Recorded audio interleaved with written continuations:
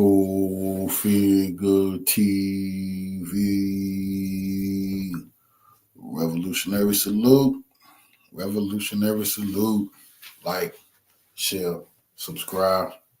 Welcome to the House of Revolution. You know I'm your humble host, the Yamina Revolution, and we got a World War III update. Before we get into that, be sure to wipe your feet. That means hit the like button. Like, share, subscribe, support the platform, y'all. You know, revolution is a way of life. Revolution is for breakfast, lunch, and dinner. We got revolutionary dinner. Salute, family. We're going to get into more details of the devastating strike by President Putin and his ballistic missile. NATO still shook, you know, them busters whispering right now. They're not talking big like they was at first. Let's get into it. Today is November 24th, 2024. The conflict in Ukraine has once again escalated. This follows the U.S. and its European proxies using long-range missiles targeting indisputably Russian territory. Russia had repeatedly warned the United States and the rest of NATO against doing this. They warned that there would be consequences.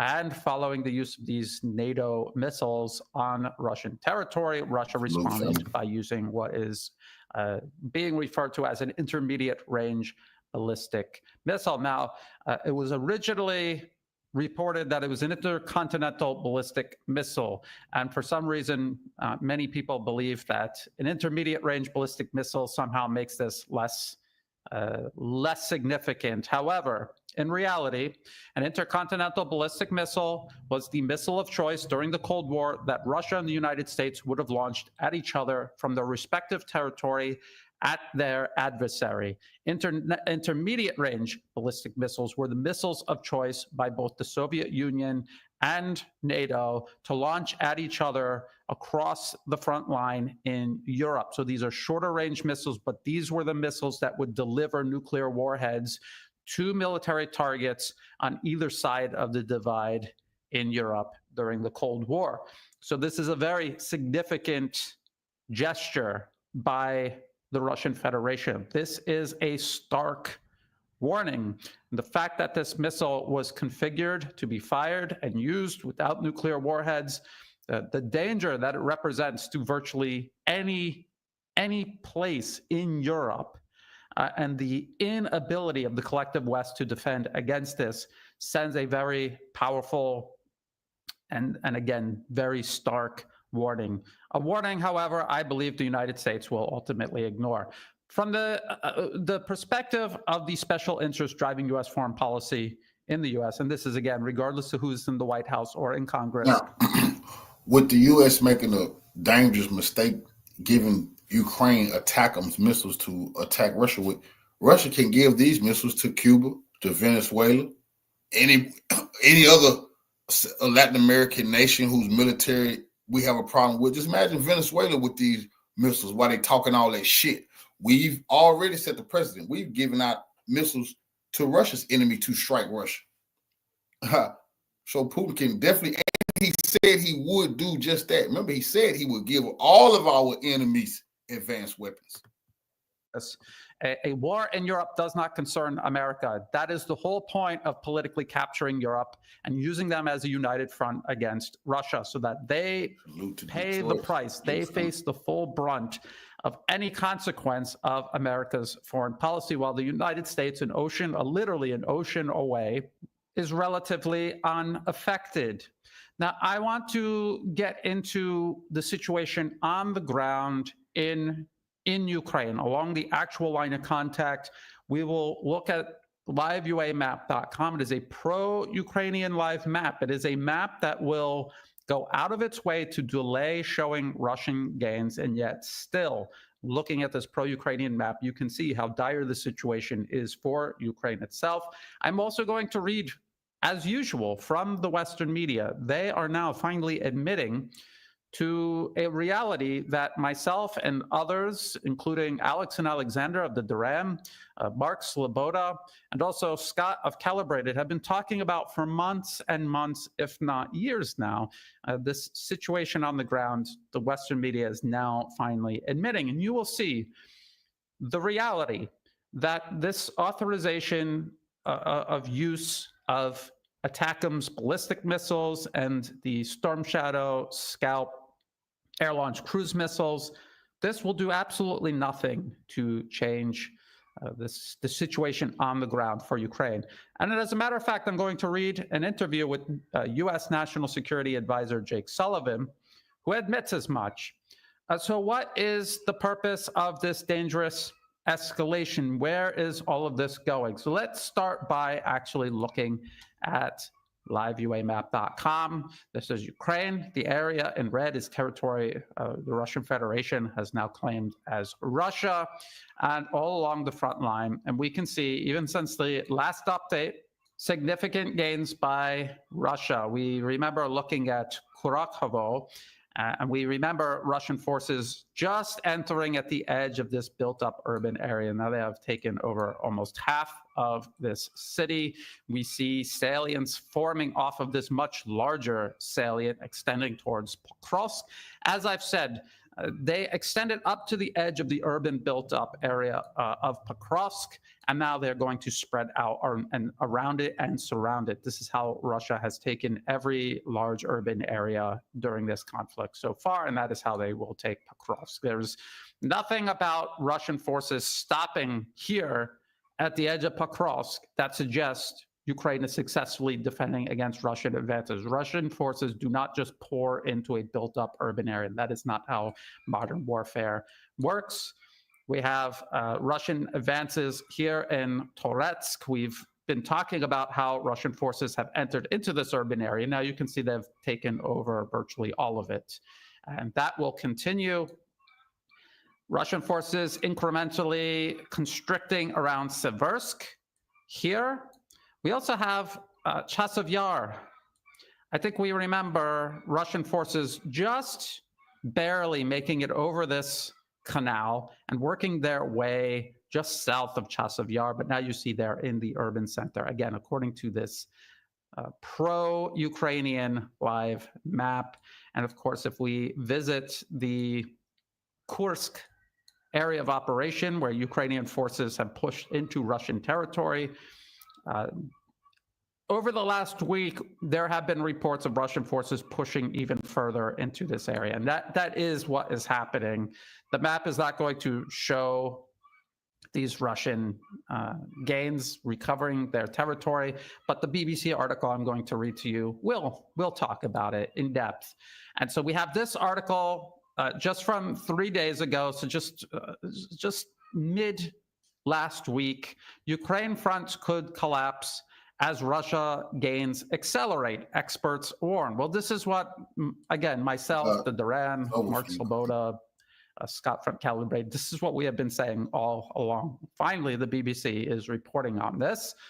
And they have to report on this because it's obvious. The movement on the map is becoming so obvious. There's no way to deny it. There's no way to spin it at this point. So let's read actually a bit from this article. It's very revealing what the Western media is now admitting. President Biden's decision to provide anti-personnel mines to Ukraine and allow the use of long-range missiles on Russian territory comes as the Russian military is accelerating its gains along the front line.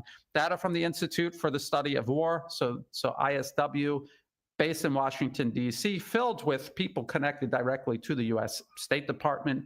And again, throughout all U.S. presidential administrations in recent time, the 21st century, essentially, they had for almost 3 years, they have been telling us that Ukraine is soundly winning. Russia has no ability to achieve its strategic objectives in Ukraine. Now, finally, they admit that Ukraine, its forces are falling apart. The lines are crumbling and Ukrainian forces are falling back. So the ISW shows that Russia has gained almost 6 times as much territory in 2024 as it did in 2023, and is advancing towards key Ukrainian logistical hubs in eastern Donbas region. Meanwhile, Ukraine's surprise incursion into Russia's Kursk region is faltering. Who could have predicted that? Russian troops have pushed Kiev's offensive backwards. Experts have questioned the success of the offensive, with one calling it a strategic catastrophe. That's almost similar to what I had been calling it, a strategic blunder, given manpower shortages faced by Ukraine. And we all remember the elation across the pro-Ukrainian internet sphere, how they said this was a huge embarrassment to Russia. At the time, myself and others said that it was a strategic blunder. Ukraine is already overstretched or already losing territory at an accelerated rate along the actual line of contact. Taking tens of thousands of your best troops and best equipment and throwing it into Russia, where we'll have insufficient logistical support, insufficient heavy weapon support, and also a complete lack of properly fortified positions will just bleed out your best manpower and equipment, and will leave your actual line of defense overextended, and it will collapse at an even faster rate, at an even more accelerated rate. And it was just days after the Kursk incursion was launched that even the Western media began admitting that this had left the line of contact under-defended and that it was collapsing more rapidly. So the BBC continues, and it says more than 1,000 square kilometers was taken between September 1st and November 3rd, suggesting the push accelerated in recent months. Two areas bearing the brunt of these advances are Kupiansk in Kharkov region and Kurakovo, a stepping stone to the key logistical hub of Pokrovsk in Donetsk region. Now, I have been saying for months now that Russian gains had been accelerating. It's very difficult to notice because at first it was very subtle, but now it is happening more and more rapidly. And so this is what the BBC is now finally admitting. Kupiansk and areas to the east of the Oskol River were liberated in the Kharkov offensive of 2022, but Russia has progressively retaken the latter area. In a recent intelligence update, the UK's Ministry of Defense said Russian forces were trying to breach the northeastern outskirts of the city.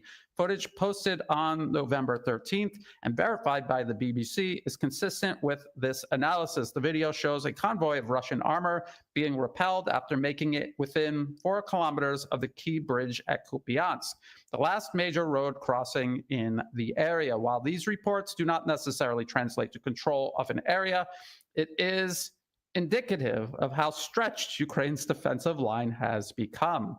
At the time of the 2022 Ukrainian Kharkov offensive and its offensive in the south in Kherson, I warned that, yes, they are taking this territory back. It looks very good in terms of media and political points, but in terms of strategy, in terms of actually fighting and winning the war Ukraine is actually in, a war of attrition, it was a strategic blunder. You lost brigades worth of your best manpower and equipment that you will be unable to regenerate. You will never get that manpower and that equipment back, not in the numbers and with the capabilities that they had. They never did recover from that offensive in 2022. So yes, they took this territory back. Russian forces fought a fighting retreat, and by doing so, they inflicted a heavy cost on Ukraine. They refused to stand and fight like Ukraine does, meaning they preserved their manpower and equipment. They fell back and they lived to fight another day. This is what you do in a war of attrition. Ukraine, and I believe the collective West at the time, knew it was a war of attrition, and I believe they knew they had no way of winning it, so they were trying to do something quickly to perhaps psychologically overwhelm and collapse Russia politically. In terms of shock and awe, they felt it was worth a try because in terms of a war of attrition, they would eventually inevitably lose, and that is what we're seeing. And so those efforts have failed, and now it has come down to attrition. And we see attempts still to try to shock and awe Russia into submission or create some sort of internal political turmoil or public dissent. And I believe that is why they continue to escalate vis-a-vis Russia. There is another possibility here. Maybe we will talk about it a little bit later, about the prospect of provoking a Russian response that could possibly stir the Western public into some sort of mobilization toward wider war. Then the BBC talks about the ongoing Kursk operation, this Ukrainian incursion into Russian territory. Ukraine launched its shock incursion into Russia's Kursk region in August. It's unclear why Russia took so long to respond to the operation. Well, we talked about why they haven't responded, why they didn't feel a need to respond to this political pressure the US and its Ukrainian proxies were imposing on Russia, because strategically it makes more sense to let Ukrainian forces linger in Kursk, in an unpopulated area where there is nothing of strategic importance, to just evacuate the civilian population and let them twist in the wind, essentially, while Russia from a distance grinds them down. Well, listen to what the BBC finally concluded. So it is unclear why Russia took so long to respond to the operation, which saw Kiev's troops quickly gain control over a number of border communities. When they say communities, they're talking about like 2 houses on one side of the road, 3 houses on the other side. That's what they mean by communities. So they're referring to a Dr. Marina Miron, a defense researcher at King's College London.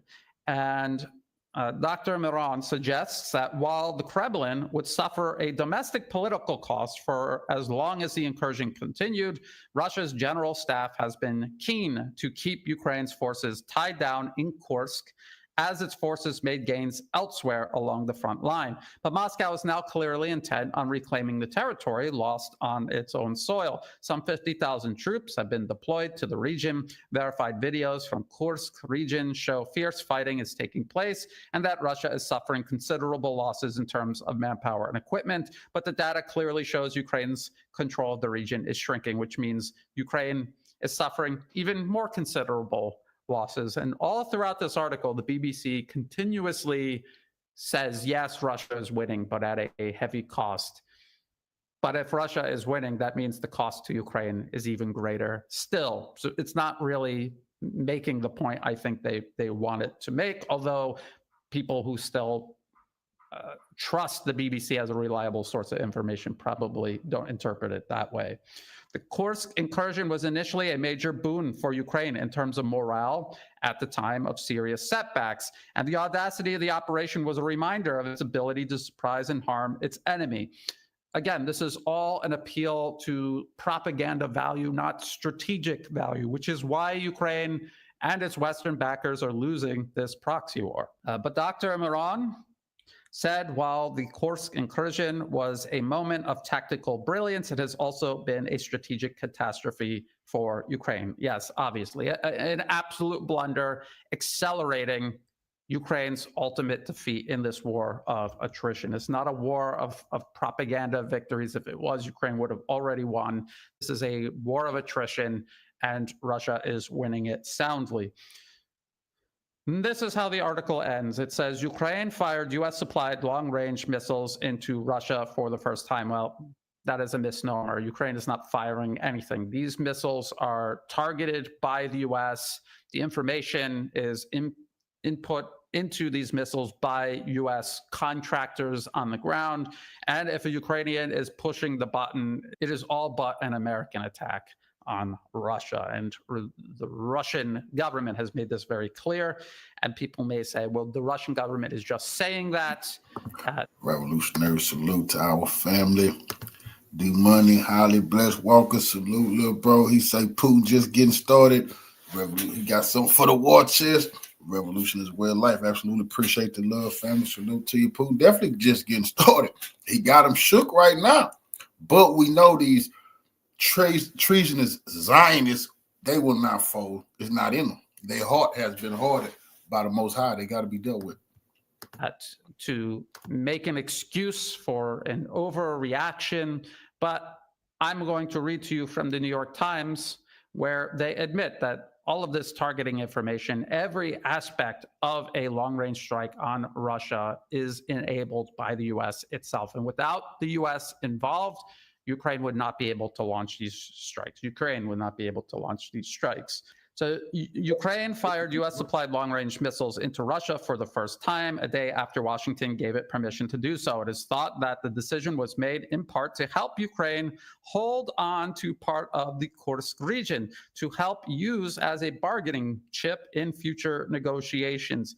Now, this is an absurdity because Ukraine has already been using ATACMS, Storm Shadow, air-launched cruise missiles, and the French version referred to as Scalp. They've been using these missiles all along, and it has not helped them hold on to even their own territory in Ukraine. So how would this possibly help them hold on to Kursk? So this is completely wrong. This is a completely wrong conclusion being drawn here by the BBC. Dr. Miron told the BBC that Russia's advance has handed them a stronger negotiating position as Trump's new foreign policy team prepares to take office. What they're controlling right now, it does give them a certain advantage, she said. If it came to negotiations, I'm sure that as the Russian side has been stressing, we will do it based on the battlefield configuration. From a Russian perspective, they have much better cards than Ukrainians. They have a better hand than the Ukrainians, obviously.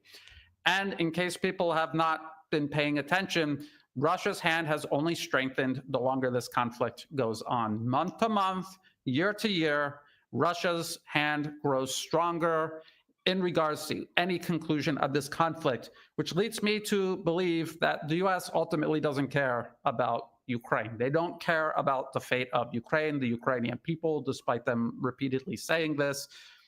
They want to expend Ukraine, and as some American politicians have even said, to the last Ukrainian. They will fight Russia, they will exhaust Russia, they will raise the cost for Russia down to the very last Ukrainian, and they will only end, or I should say freeze the conflict just to ensure that there is some part of Ukraine that exists, possibly the western part of Ukraine, and they may do that by an incursion into western Ukraine, as they have done in eastern Syria. And that this is something that I've been warning about since this conflict began in February 2022. So again, it's very important to understand, ATACMS, Storm Shadow, Scalp, every other wonder weapon that the collective West has sent Ukraine has not helped Ukraine even hold on to their own territory. There was no reason to believe that this would help Ukraine hold on to territory in Kursk, inside of Russia itself. And we also remember these missiles being launched into Russia in response to the alleged presence of North Korean troops. They were supposedly staging in Kursk. And yet the first ATACMS strike took place in Bryansk, which is not Kursk. And so it's very obvious that the North Korean soldier story was either entirely fabricated or it was exaggerated, and it was solely a pretext to justify an escalation the U.S. had already decided that it wanted to undertake. And I believe if you have been following myself or others, you will have realized that anything that the U.S. can do to escalate, they will. In a recent video that I shared on my Telegram channel with Mark Sloboda, interviewed by Rachel Blevins, he was talking about the salami slice strategy of the United States in escalating. They do it in such small incremental ways. It's very hard for Russia to justify retaliating against. It happens so slowly, so gradually, that Russia really cannot justify a drastic retaliation in response. But what Russia has become very good at doing is retaliating in a sort of mirrored salami slice strategy. And I believe that is what they are doing. I believe that is what we have seen with actually this intermediate range ballistic missile was somewhat drastic. But I believe that, and this is another point Mark Sloboda made, I don't believe that Russia is done retaliating for these strikes into Russia. I believe they will expand this retaliation to include the transfer of weapons to other groups, including Ansar Allah in Yemen. Sinking U.S. naval vessels in the Red Sea might give the U.S. pause for thought. Those are ships they will not be able to replace anytime soon. That is U.S. trained manpower they will not be able to replace anytime soon. And this is all ahead of a much larger war. The U.S. really has no chance of winning against China, and this will set them back even further in regards to that. So there's a lot Russia could do without resorting to all-out war with NATO. However, a point that Alexander Mercouris of the Duran made recently is that Israel is a nation with nuclear weapons. Iran does not even have nuclear weapons as a deterrent against an Israeli nuclear strike, and yet they launched ballistic missiles at targets across Israel. They successfully struck them. They caused considerable damage to at least one Israeli airbase, and Israel's response was not nuclear war. Maybe this gives us a preview of a possible conventional missile exchange between Russia and NATO in Europe. And of course, Russia has the advantage. They have a much larger military industrial base than the collective West combined. They have missile capabilities and anti-missile capabilities that the collective West simply does not have. They have the advantage in a conventional missile exchange. This is a conflict that will go very poorly for NATO until or unless they resort to the use of nuclear weapons.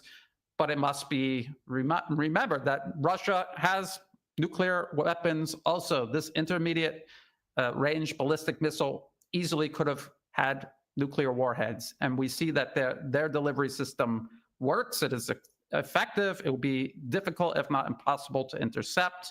And they will be firing many of these all at one time. And the point that many analysts have been making is that this is not just one single missile fired at a city in eastern Ukraine. The warhead separates into smaller, individually targeted smaller missiles, essentially, with the ability to maneuver and even possibly with the ability to propel themselves.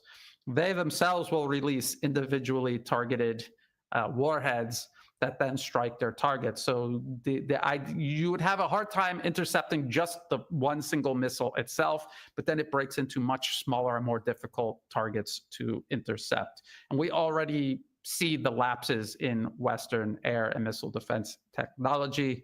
This is something that is even beyond what the West's air and missile defense systems have already struggled to defend against. And let's talk about these ATACMS and the Storm Shadows and the Scalp and possibly the German Taurus air-launched cruise missile, which is basically similar to the UK Storm Shadow, the French Scalp, although it has a longer range, up to 500 kilometers, I do believe. The problem Ukraine has with these, there has been this long-standing argument that Ukraine should be allowed to fire these missiles into Russian territory, that somehow this will give them an advantage. Yet all evidence suggests otherwise. I want to go back to this article here. Reuters, February 2024. Ukraine says Russia has launched over 8,000 missiles, 4,630 drones during war. 8,000 missiles by the second year of the conflict means Russia is firing over 4,000 missiles into Ukraine each and every year. Now, if you look at articles like this, despite the headline, this is Ukraine-based Defense Express. Ukraine won't be running short of ATACMS production rates and stock estimates. And what they do is they go about trying to estimate how many ATACMS ballistic missiles the United States has, how many they produce annually, and they claim that this is evidence that Ukraine will never run out of ATACMS missiles. Well, that's because Ukraine is not using that many ATACMS missiles. So, of course, if they're continuing to use them at this rate, a rate that has had no impact strategically on the conflict, of course, they can continue launching these missiles. They will continue to lose the conflict, but at least they won't run out of ATACMS in the process. Now, this article claims that the U.S. has around 2,500 ATACMS of all configurations, including configurations that are more or less useless for Ukraine in the context of the conflict it's fighting. They also cite this 2020 fast facts sheet from Lockheed Martin, who manufactures ATACMS, and they claim that in 2020, they produced 400 missiles. 2,500 plus 400.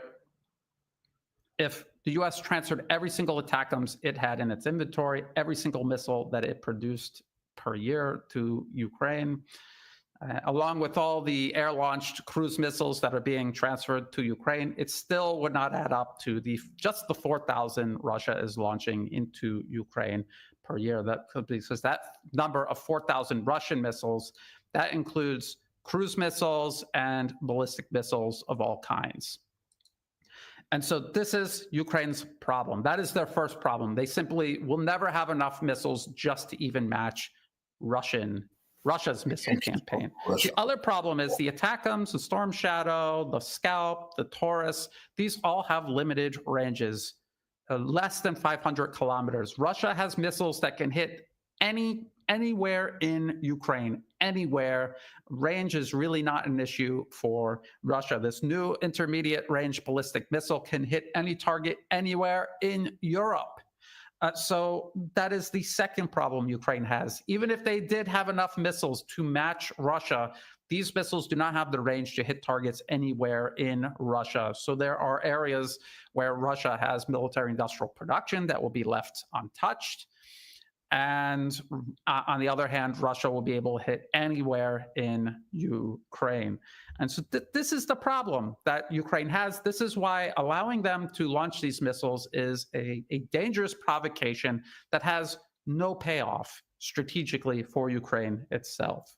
Now, finally, beyond me saying that ATACMS and Storm Shadow is going to have no impact at all whatsoever on the conflict in Ukraine's favor, U.S. National Security Advisor Jake Sullivan himself, in an interview with PBS News, he himself has said that these missiles are going to make no difference, that is not Ukraine's problem. This was never Ukraine's problem. The transfer of weapons and ammunition to Ukraine is, I would say that it is actually also a problem, but it is not the problem. So this is what the article says. The article is titled "Kiev Stands. Sullivan says U.S. role in defending Ukraine defines Biden's legacy." This is what he says to the interviewer. "Have we seen a marked difference since we have provided tanks to Ukraine in terms of the battlefield? Similarly, on F-16s, have we seen a marked difference?" And the answer is no, obviously no. It has not even enabled Ukraine to maintain the rate at which it is losing. That rate continues to accelerate despite all the transfers of Western wonder weapons. He continues, he says, "Our view has been that there's not one weapon system that makes a difference in this battle. It's about manpower, and Ukraine needs to do more, in our view, to firm up its lines in terms of the number of forces it has on the front lines. It's about munitions, and it's about all of the other things that go to a country's national strength, their morale, their cohesion, their industrial base. We have provided the tanks. We have provided the F-16s. We have provided the HIMARS. We have provided the Patriots. We have provided many of the things that you said earlier we wouldn't provide. And it's not back then, it's rather today that Ukraine finds itself in a more challenged position on the battlefield, suggesting that there's not a straight line between those weapon systems and how it does on the battlefield. Where is the straightest line between Ukrainian performance and inputs? It's on mobilization and manpower. Well, I would say he's wrong. I think it is a combination of not enough weapons, not enough ammunition, not enough appropriate arms and ammunition for Ukraine. A lot of this equipment that was sent to Ukraine had no possible way of utilizing in such a short time. It's not an episode of G.I. Joe where Duke can just jump out of his jet fighter and into a tank and keep fighting because somehow he knows how to expertly operate all of these machines. In real life, it takes years for a soldier to learn how to operate effectively just one machine, and his ability to move over to another, if he decides to do that, would take years more to do so.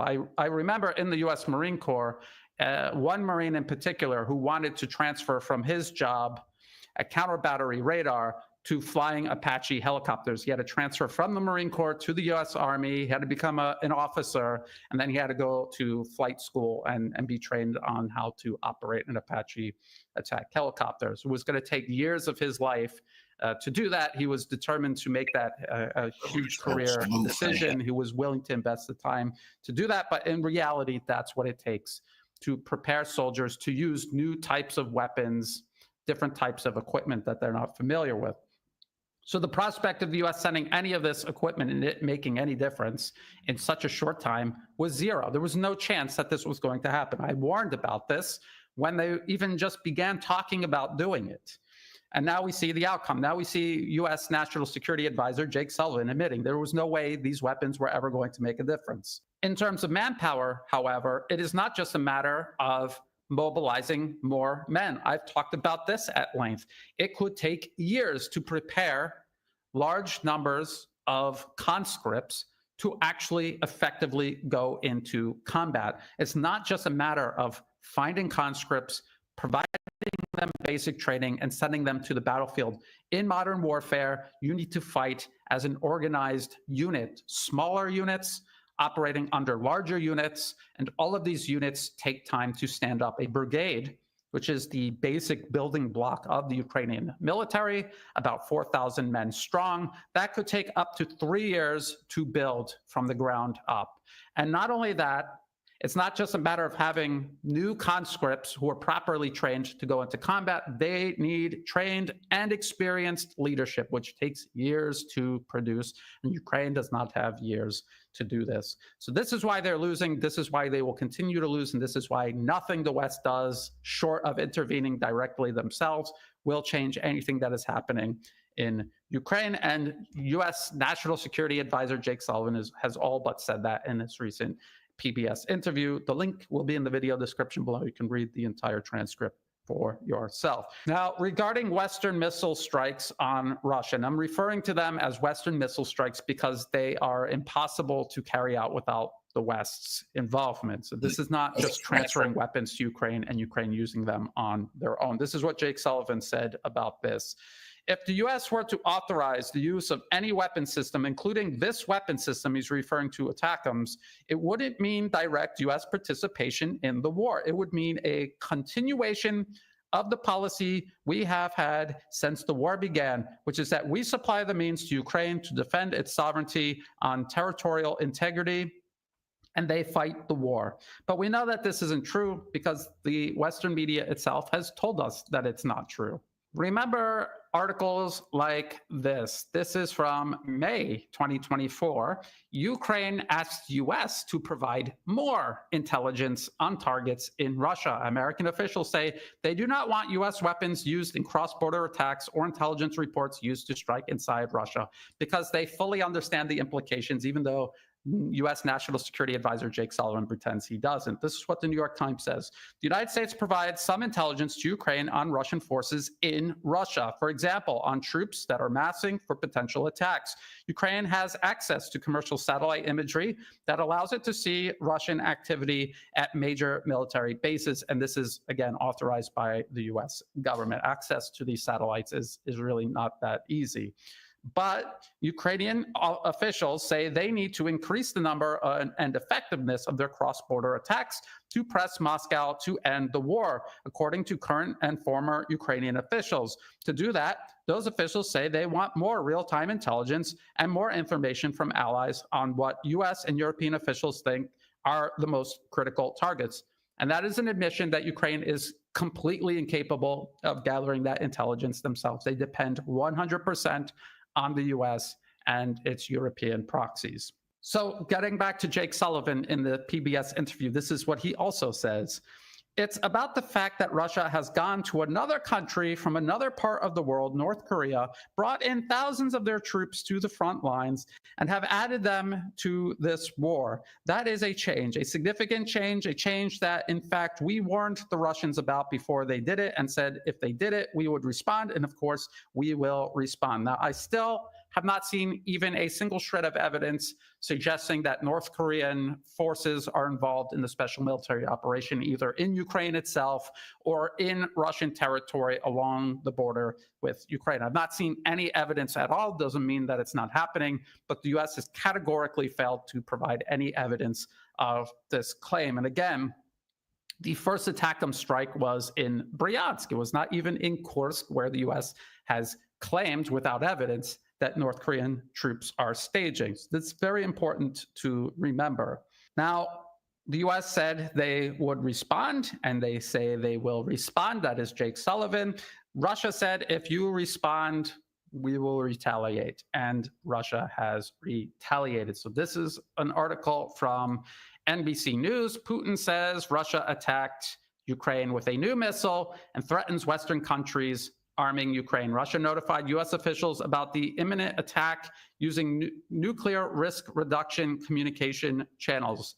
Because again, intermediate range ballistic missiles were the weapon of choice for a nuclear exchange on the European continent. Now, as you can see in this video here, these are the small independently targeted projectiles that this intermediate range ballistic missile uses. You can see them hitting targets on the ground. Western sources and of course Ukraine itself have claimed that the only damage that this missile did was damage the roof of a rehabilitation center and bust out windows in residential homes. Of course, nobody can look at that video footage of these projectiles coming in at that speed. No one can look at that and say that they actually believe this is the only damage that took place. That is obviously collateral damage. We have not seen the impact of these projectiles on whatever they actually targeted, and I will reserve judgment until I see where these projectiles actually impacted. The NBC News article says, in a stark warning to Western countries arming Ukraine, Russian President Vladimir Putin said he ordered an attack on Ukraine with a new intermediate-range ballistic missile in response to Ukraine's firing U.S. and British-supplied longer-range weapons to hit targets inside Russia. Putin said in a televised address that the strike was a test of a new weapon and that Russia reserved the right to strike at countries that provide weapons to Ukraine for attacks on Russian territory. Deputy Defense Department Press Secretary Sabrina Sine told reporters that the missile was a new experimental type of intermediate-range ballistic missile based on the design of the RS-26 Rabouge intercontinental ballistic missile. Now here's footage of a Russian intercontinental ballistic missile being fired. And you can see in this footage how dramatic this is. And these are missiles that are meant to go around the planet and hit targets, say, from Russia into the United States. So the intermediate range ballistic missile that they claim are based on an actual intercontinental ballistic missile will look like something very similar to this, but perhaps smaller. It is a very stark warning indeed. But of course, I highly doubt the U.S. is going to make the right decision and finally de-escalate. They never do. We have this from Defense One. This is a pro-Western defense media organization, although I find a lot of the information they provide more or less useful. There is obviously pro-Western bias, and it's reflected even in this article. But nonetheless, the article says some important things. It says, what does Russia's launch of an experimental weapon at Ukraine mean for allies? A new missile would certainly be a hard thing to defend against, one expert said. That is an understatement. Even the conventional weapons Russia is using, conventional weapons Ansar Allah in Yemen were using against U.S. air and missile defense systems in Saudi Arabia, have overwhelmed the state-of-the-art of Western air defense systems. So something like this, that they're not even tested against, how would they be able to defend against it? This is a really important question to ask. Footage of the blast indicates that the new weapon probably features a multiple independently targetable re-entry vehicle, or MIRV, M-I-R-V, payload based on the secondary rockets that fired off the original missile.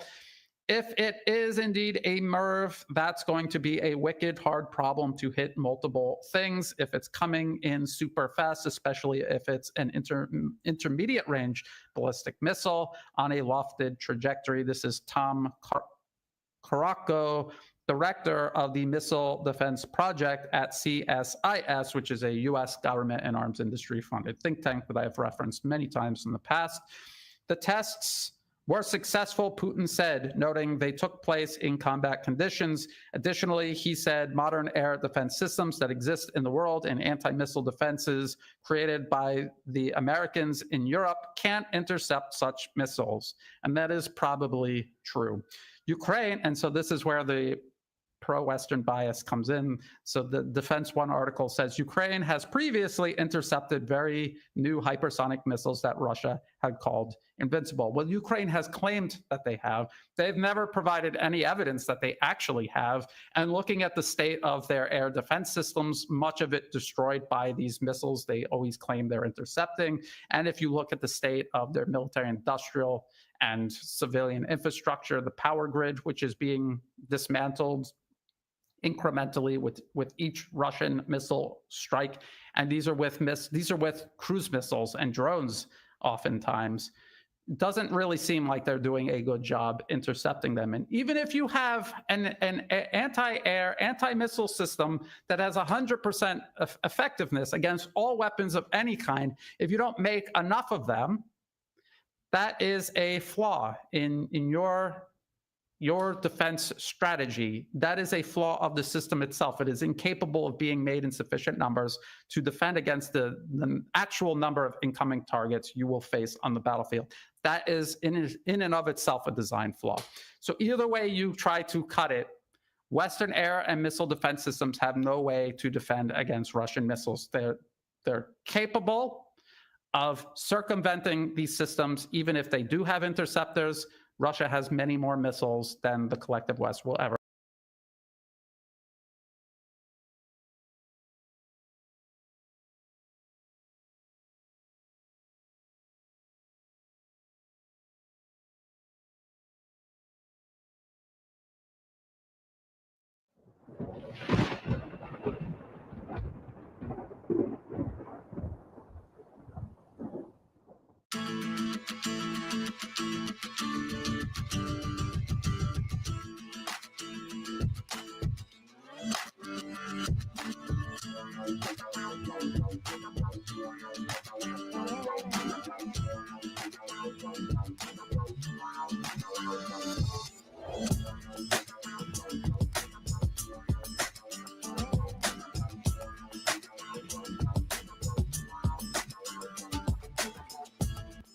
A few hours ago, the Ministry of Defense of the Russian Federation held a briefing, during which the Russian military department detailed the current situation in the Special Military Operation Zone.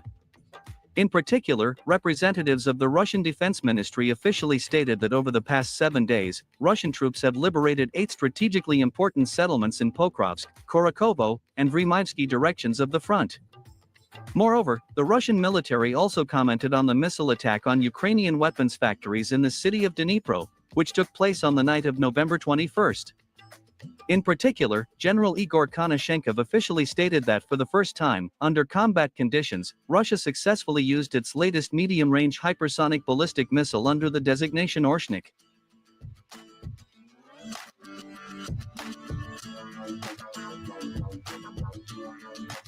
According to him, the warheads of this hypersonic ballistic missile were not equipped with a nuclear charge, and that all of them successfully hit and destroyed the intended targets. At the end of his speech, General Igor Konashenkov also added that over the past week, the Ukrainian army has lost 13,860 soldiers, and about 100 units of heavy equipment in a special military operation zone.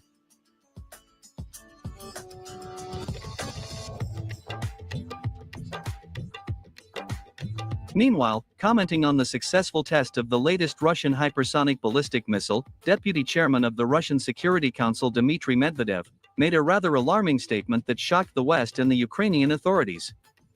In particular, he said that the North Atlantic Alliance is fully involved in the current conflict in Ukraine, and that Russia is simply forced to react harshly to this.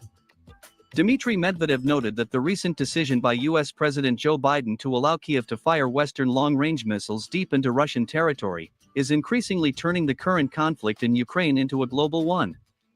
In this regard, the deputy chairman of the Russian Security Council stressed that at Moscow's disposal, there are all the necessary means to confront the external enemies of the Russian Federation.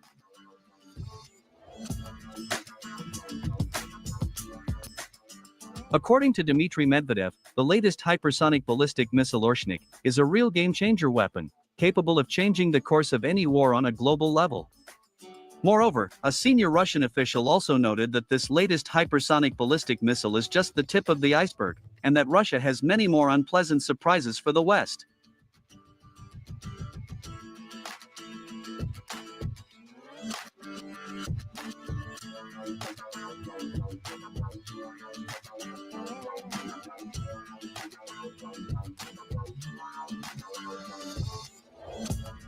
By the way, on November 23, Ukrainian Telegram channels stated that as a result of the attack by the latest Russian hypersonic ballistic missile, the weapons factory Yuzmash, in the city of Dnipro, received quite serious damage.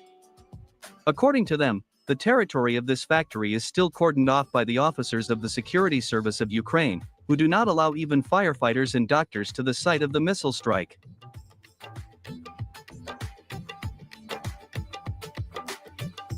It is reported that at the moment, NATO officers are carefully examining the site of the missile strike and trying to find rocket debris and fuel residues, so that they can form a representation of the type and size of the latest Russian missile. At the same time, sources claim that the NATO officers were shocked by what they saw. As it turned out, the latest Russian hypersonic ballistic missile not only destroyed all the workshops on the territory of this weapons factory, but also significantly damaged 3 classified NATO underground workshops, which were located at a depth of 6 meters underground.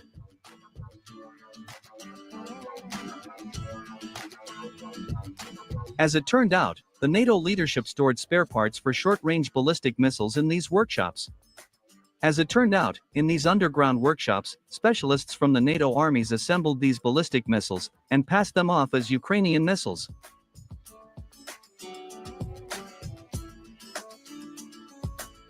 Moreover, after the latest Russian hypersonic ballistic missile Orshnik hit the territory of the weapons factory Yuzmash, the management of this plant officially recognized that the workshops of the factory are no longer able to produce missiles for the operational tactical missile system GRUM-2.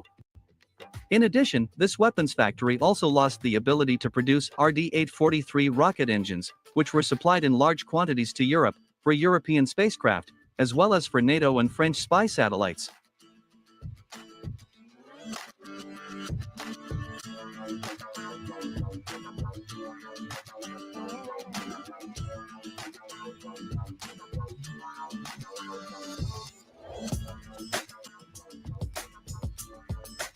However, the bad news for the West did not end there. In particular, British military experts and analysts from the news TV channel Sky News acknowledged that the United Kingdom is not in a position to protect itself from Russian missiles. Moreover, British experts also stated that in the event war broke out with Russia, the British Army would not be able to hold out on the battlefield for even a week, and would be completely destroyed on the 6th day after the start of hostilities. At the same time, experts stressed that this problem is typical not only for Britain, but also for all European countries. According to them, the armies of all European countries are very weak and unable to participate in high-intensity hostilities.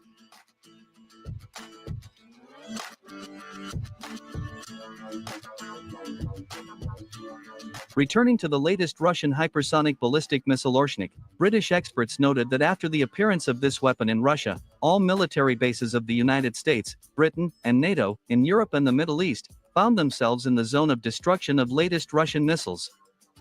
According to them, in the event of a direct clash between NATO and Russia, all these military bases will be wiped off the face of the earth within 1 hour, since the West does not have such an air defense system that could shoot down these latest Russian hypersonic ballistic missiles.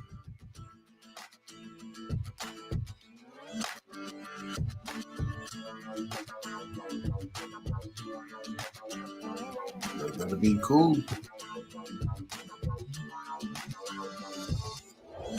Gotta humble themselves.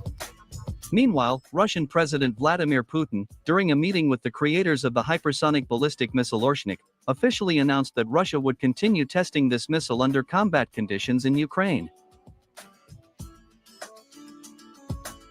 I want to thank everyone who participated in the creation of this unique missile.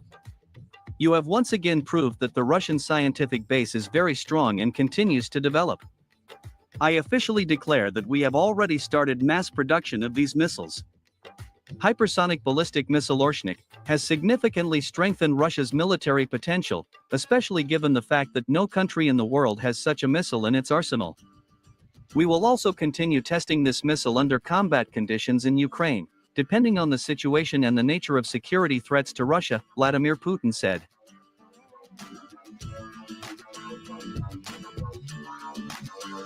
At the same time, it is worth noting that a few hours after Putin's statement, insiders in Kiev began to declare that high-ranking NATO officers, who were on the territory of Ukraine as military advisors, began to leave the Ukrainian capital en masse.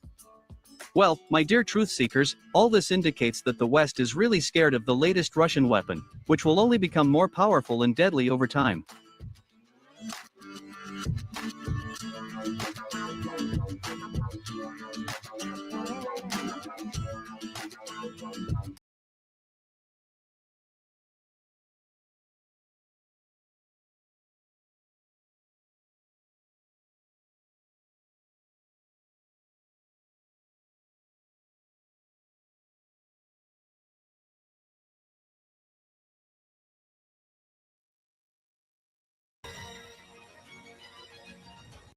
Duty, sometimes triple duty. Ray McGovern and Larry Johnson. Guys, welcome here.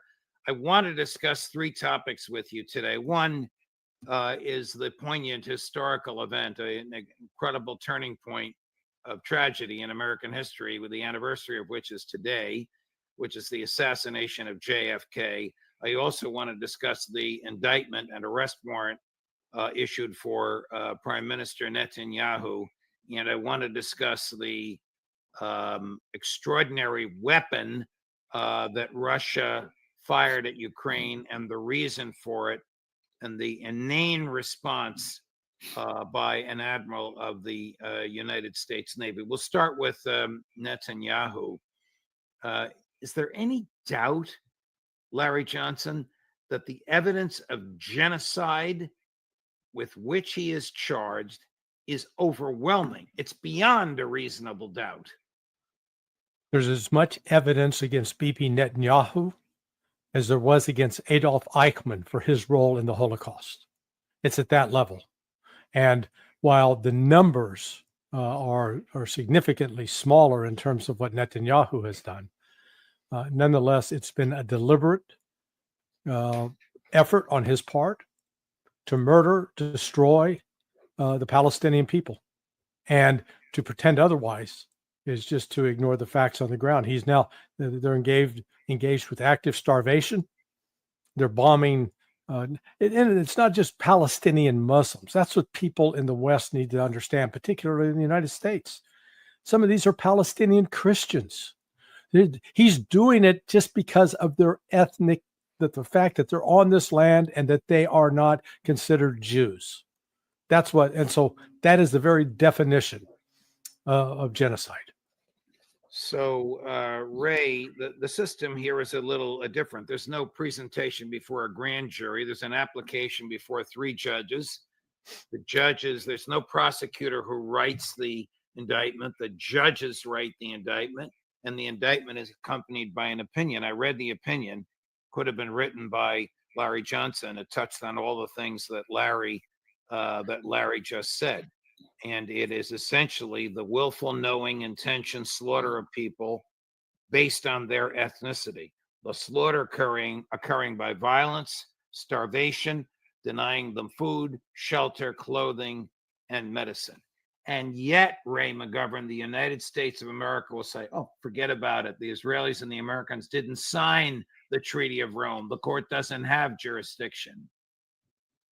Everyone else has universal jurisdiction, everyone who signed the treaty. And so practically This means that Netanyahu and Gallant have to be really, really careful as to where they travel. George W. Bush in retirement ran into this. He was scheduled to make a big speech in Geneva before an APAC-related group. And when he heard that people already served papers on him for his role in Iraq, he had to cancel his trip. Same thing happened to Rumsfeld. So immediately speaking, he can't travel. That is Netanyahu or Gallant.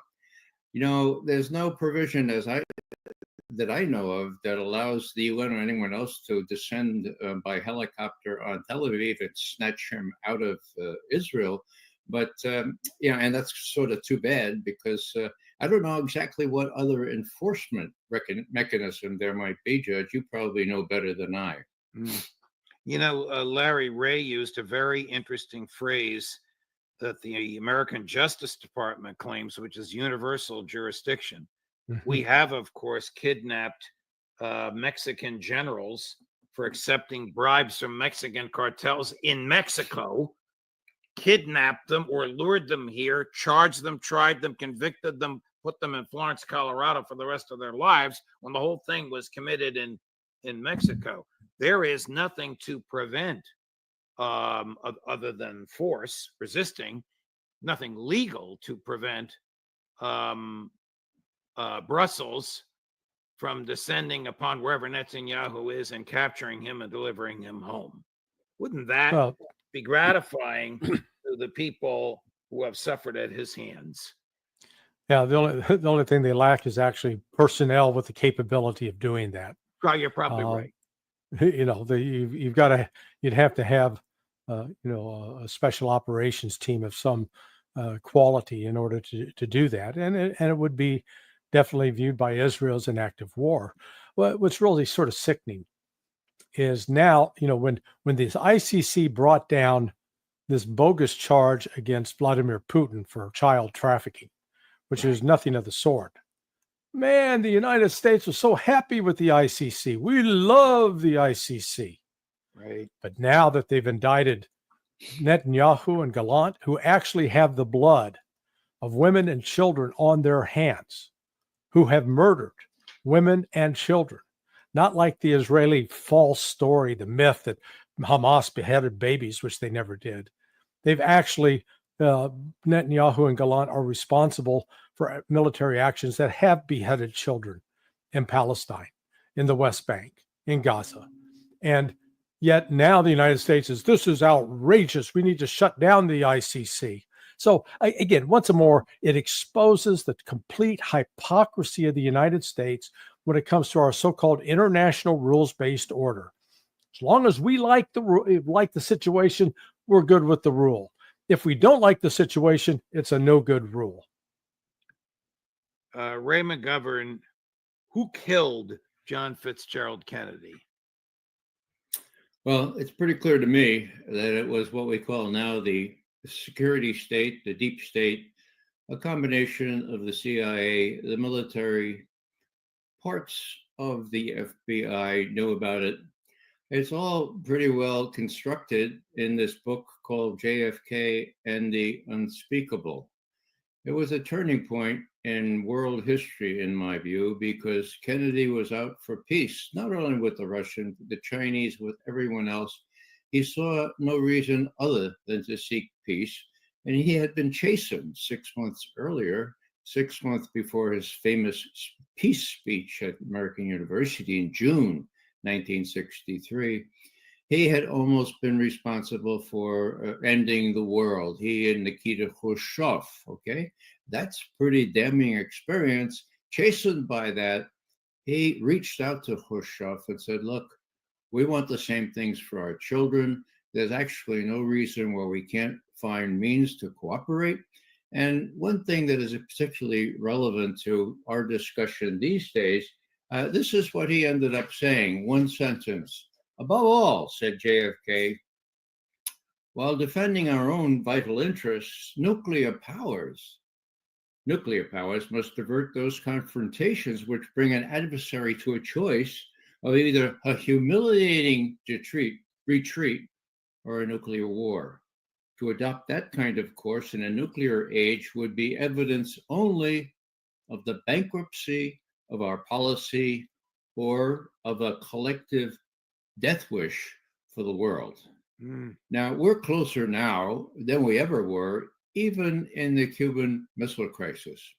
In my view, it's more close because of a possibility of an accidental, preemptive move by one side or the other that thinks the other side is about to launch.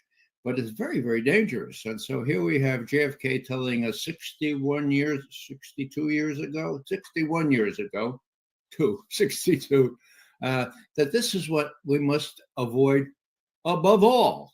And this is what Biden, after being vice president to a fellow named Obama, who honored this and did not threaten Russia by doing the kinds of things that Biden has in Ukraine. This is what Biden's legacy will be to us. Let's hope we can escape the worst over the next 2 months. Larry, do members of the intelligence community ever talk among themselves that they recognize that their predecessors pulled this off? Is it No. I never heard how it's understood. Yeah, I've actually never had any kind of discussion about that at all, beyond people raising questions about why is the information being hidden, and I can come up with a variety of reasons. Some, Ray may be correct that the documentation points to a CIA role. There's also those who have said that what the CIA has is actually information on organized crime, that the collaboration between the Italian mob and the Jewish mob, Meyer Lansky and those guys. When Robert F. Kennedy was going after him, he wasn't just going after the Italians. He was also going after the Jewish mob. So there's also that as a possible element. So, it's one of those things that whenever the agency's trying to hide something like that, it's not because they're trying to protect a sensitive source. I mean, let's be honest about this. When this happened, I still have vivid memories of it, but I was 7 years old. Okay. So I'm at 69 now. I guarantee you nobody who was actively involved in that plot is probably still alive. Right. At all. Right. Larry, Ray quoted so poignantly JFK's very rational views on nuclear weapons.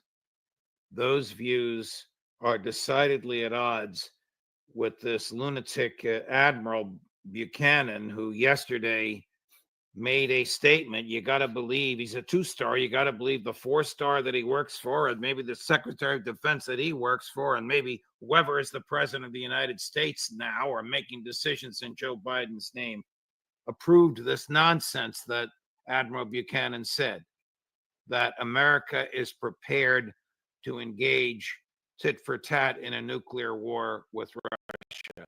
What kind of an insane statement is that, Larry? Yeah, that's just somebody who's completely ignorant about Russia's capabilities and our own capabilities.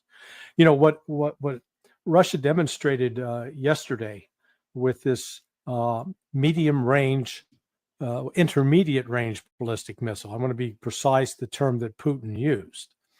And Judge, we need to sort of clean up the language when talking about ATACMS, Storm Shadow, and Scalps. Please do. The ATACMS missiles are short range missiles. They're not long range missiles. 190 miles. Yeah, maximum. When you go to the intermediate range nuclear forces treaty, within that treaty, there are 2 classifications. There are the moderate range missiles, which travel between 500 and 1,000 kilometers. And there are the intermediate range missiles, which travel between 5,500 kilometers. So that's up to 3,420 miles. What was this thing that was fired yesterday? It was intermediate range. That's what Putin was making a specific mention, that it was intermediate range. And remember, Donald Trump walked away from the Intermediate Range Nuclear Forces Treaty in 2018. And I think we have a crusty old Irishman on this show that was around for the actual negotiation and signing of that. You may want to have Ray weigh in on the beginnings of it and what really the implications of this now are, because Putin has said basically, okay, the original reason for the INF was Europe was scared to death that Russia could hit them.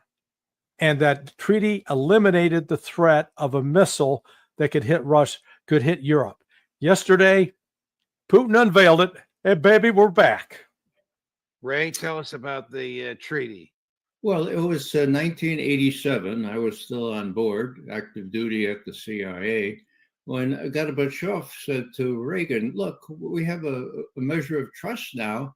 We don't need those damn medium and intermediate range missiles in Europe, for God's sake. That only gives each of us about 10 minutes warning.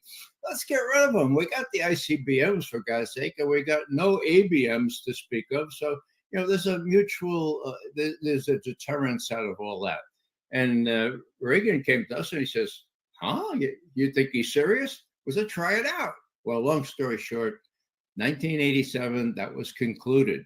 And for the first time, and maybe for the last time in history, a whole class of medium range and intermediate range ballistic missiles was destroyed in place. They had the missiles. They had the warheads ready. They were all destroyed under mutual inspection. We went to Russia. Scott Ritter was the first one on the scene at this wonderful beach resort of Votkinsk in the middle of Siberia. 2 years he spent there making sure that those Russians did what they promised to do. And we had Russians in the United States verify.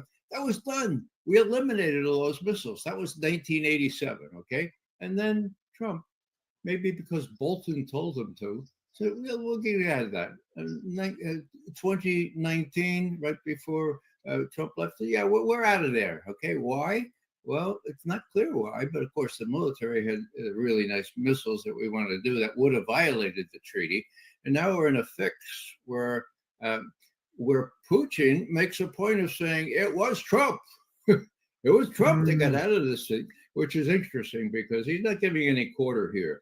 And he's also saying, look, not only the Americans and the British with their Storm Shadow, but our new nuclear doctrine applies to any country in NATO if one country in NATO is fired upon. In other words, he's saying, look, all your NATO people, even though you're not firing these things, you are part of an alliance that is liable for retaliation. And that applies not only to Britain, it also applies, technically speaking, to the United States.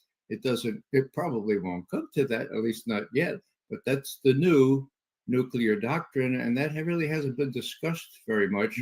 I got that from Gil Doctorow, who went through it with a fine-tooth comb and warned me about this new provision that nobody's talking about. Larry, why the hell did Trump walk away from this? Because Bolton and Pompeo talked him into it? Yeah, I think they saw it as a way to build up a new line of business for the military-industrial complex, and their alleged excuse was, Russia's violated it. Well, they never challenged them under the protocols of that agreement to prove that they were in violation, and I think it really it had to do with the defense industry here in the United States wanted to get into the business. Here's the problem, though, Judge. That the Russians have now deployed this intermediate range ballistic missile, which is MIRVed. So it means it's got multiple warheads that they're independent re-entry vehicles. So you get 4 or 5 on one of these missiles and they can disperse. And that's what we saw last night or yesterday with these as these missiles came down. I mean, they were traveling at hypersonic speeds, flashes of light. They looked like lightning bolts going into the ground, but they were precisely targeted. Now, these had conventional warheads on it, but they could also put nukes on them. So that, and this was more a message, I think, to Europe than to the United States per se, because these intermediate range ballistic missiles can hit every single country in Europe. And that's going to wake them up today. I think Keir Starmer may be looking, he may have to take his underwear to the dry cleaners because he's going to probably need a change of pair. Wow. Is there any question in your mind, Ray McGovern, but that this extraordinary weapon was fired in response to the American use of ATACMS into Russia and the British use of Storm Shadow into Russia? Putin demonstrating how serious he is and how powerful he is. I would have interpreted it that way, but I didn't need to interpret it. Putin said precisely that. You know, what's missing in all of this is a general appreciation that the Russians are ahead of us in this kind of missilery. Putin describes this as a test, a test of a weapon they just developed, and it was a successful test. And we have other weapons like that, and we're going to test them as well if you don't knock it off. Now, you all know that next year it is promised that the U.S. is supposed to put intermediate range ballistic missiles back in Germany, and the Germans said, "Oh, sure enough, Joe." And then Scholz was asked why. He said, well, the Americans decided to do this. And we said, okay. I mean, that's backfired in Germany now. That's probably not going to happen. This is one reason it's not going to happen. The Russians are demonstrating the sophistication of these MIRVed medium-range pistols, MIRVed, multiple independently targetable reentry vehicles, okay? That's what happened. And you know what?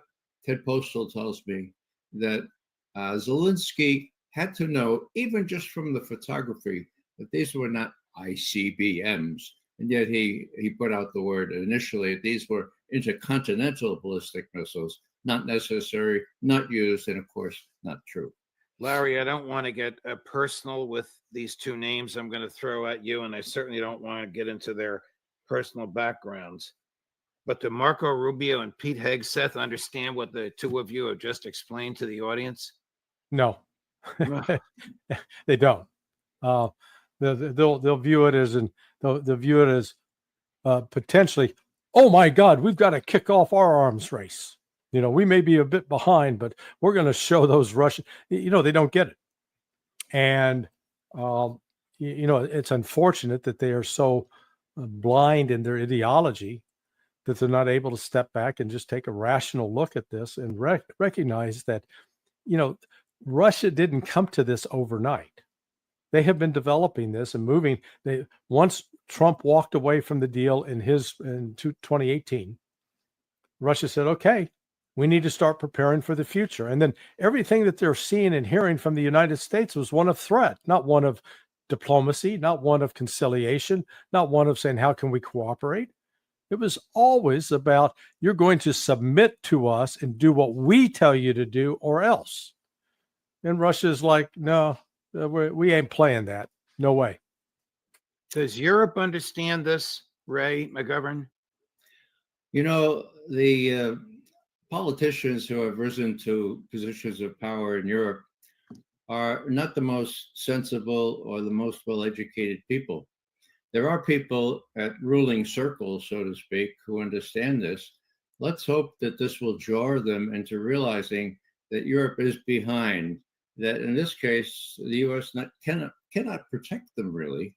I go back, a couple of years, and we go to about 10 years ago, and Putin is saying, look, we need to put a lid on all this stuff. And you're putting new missilery emplacements in Poland and Romania. What's that all about? Oh, that's about ABMs to protect from ICBM from Iran. Well, Iran had no ICBM. Iran agreed to limit these things. And then Putin said, what now? And they said, well, it's none of your damn business. And in one very poignant discussion with Western journalists, he says, look, we have no alternative. We're not going to build anti-ballistic missile systems because they're very expensive and they don't work, okay? We're going to build all manner of other things. At his State of the Nation address in 2018, Putin did a show and tell, for God's sake. He showed 5 new missiles that were developed over the preceding years, and they showed how one goes under to the South Pole. The one goes in the ocean real close to the United States. In other words, he showed what they were capable of. Now it's coming. These are still test missiles, some of them, but they work apparently because they work really well in Dnipropetrovsk at that arsenal where they used to produce missiles themselves. Gentlemen, it's been a terrifying week. Thank you very much for working so long and so late. Much appreciated. We have a short week next week.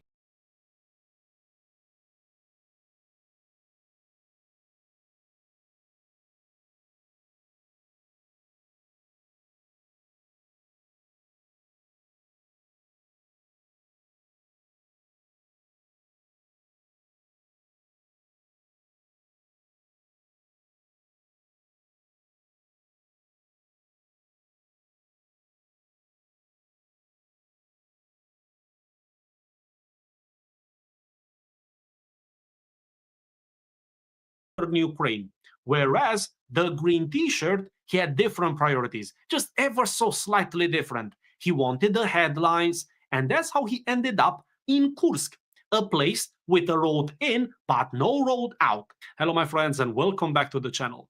Today is Saturday, November the 23rd, and this is my daily update.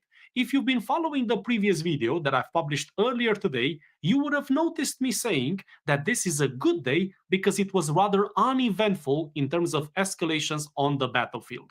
But that doesn't mean the neocons will not take the opportunity, even on this Saturday, to make belligerent statements and escalate the war on a political level. On that note, in this episode, we're going to look at Radoslav Sikorsky. He's back again with a vengeance. And towards the end of the video, or not necessarily towards the end, but in the second half of the video, we're going to look at the situation on the front lines. It seems that the Russians are moving more and faster, and now the articles are starting to pop up like mushrooms after a big rain. So let's go over to Ukrainska Pravda for Radoslav Sikorsky. Poland considers Russia's use of new ballistic missiles act of Putin's desperation. Polish Foreign Minister Radoslav Sikorsky has condemned Russia's launch of a new experimental ballistic missile on Ukraine, describing the attack as an act of desperation. Oh, Mr. Sikorsky, what would we do without your enlightening insights that you're so kind to provide us with every day? I would be lost, I must admit. I need Radoslav Sikorsky's input. You see, Mr. Sikorsky, he's confusing the words. I know it's a bit hard, so be lenient on him. It's not desperation, Mr. Sikorsky. It's exasperation. You're close, but not quite. Vladimir Putin has indeed reached a point, but not one of desperation, but rather a point of exasperation. He's exasperated with you lot from the West. For so long, he's tried to make you to see reason and to not escalate it at every turn. But I guess that's beneath you, because you need to twist the words and the meaning of them just to paint the rhetoric and the image that you want. Now let's carry on with these wonderful insights from Mr. Sikorsky. Sikorsky was asked whether he considered the recent Russian strike on Dnipropetrovsk, which involved a new ballistic missile, as an escalation in the war. In response, the Polish foreign minister said, "There's a lot of noise. As you know, as to what exactly hit Ukraine. You're wrong again, Mr. Sikorsky. There's not a lot of noise. There was, but no longer. Let me explain. In the morning, when the missile hit Ukraine, the Ukrainian media has published story after story telling us and to the world that it was an ICBM that Russia has launched upon Ukraine. You see, every other media in the world has run with that story, and even I fell into that trap. Why? Because I've made 2 videos that day reporting on the information that was publicly available at the time, which was that an ICBM has hit Ukraine.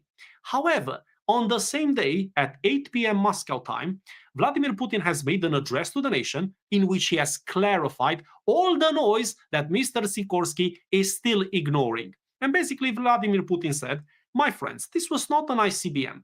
It was a hypersonic intermediate-range ballistic missile that has hit Ukraine. And it's given the name and all of that. We know the story. But the point is, Mr. Sikorsky saying there's a lot of noise. No, there's no noise. It's very silent. People know exactly what happened. How come you choose to ignore it, Mr. Sikorsky? Well, I'll tell you, my friends, I'll tell you exactly why. It's because this narrative of we don't know what's going on, it serves them well because they get to play both cards depending on which one suits them best at the given time. This is such an old trick in the book, and I wonder, why do these reporters don't push them?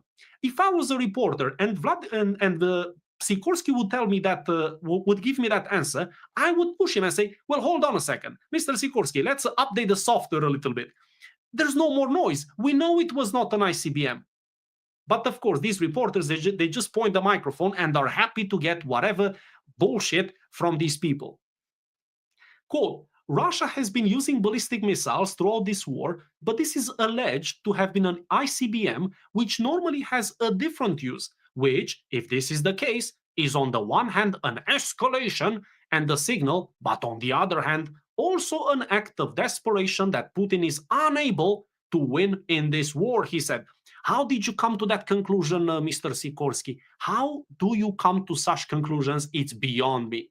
So on the one hand, you say, well, this is an escalation, but it's also a sign that Putin is incapable of anything. Well, which one is it?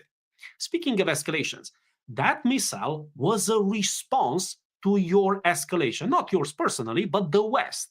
You see, you don't have to guess that. Vladimir Putin told you. He said, this is my response to you. And it was obvious, even for people like you, it should have been obvious.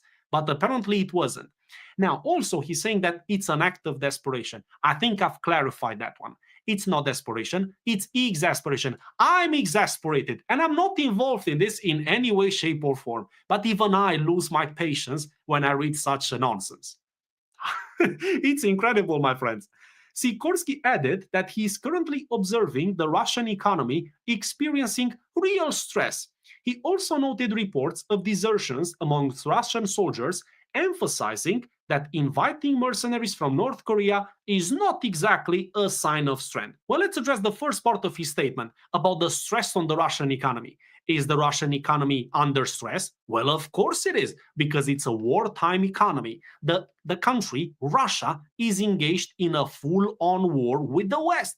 How can it be any different? Of course it's under stress. However, let's keep in mind the context. These are the same people, by the way. If you rewind to Sikorsky 2022, he would have told you the same stories back then. The Russian economy will fail at any minute now. Well, it didn't happen, and it's not happening now. Yes, it's under stress. Yes, a lot of things could go a lot smoother. But given the fact that 40 countries have aligned against you, I think they're doing remarkably well. And I wouldn't put too much stock in what Mr. Sikorsky is trying to sell to us. As for the second part of his statement about the North Korean soldiers, that's so hypocritical. So he's basically saying that just because North Korean troops are helping Russia, by the way, this was not confirmed, there's no evidence to suggest that, but let's run with this fantasy of his, that's a sign of weakness on the Kremlin part.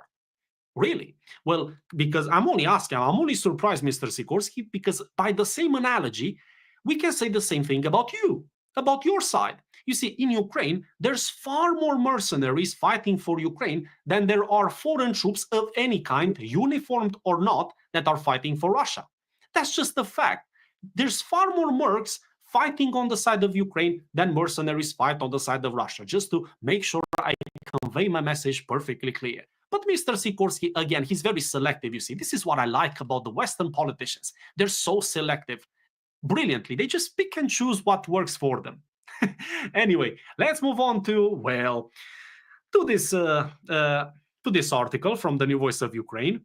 It's about what Karine Jean-Pierre has said. I mean, I don't think you'll be surprised, just slightly disappointed.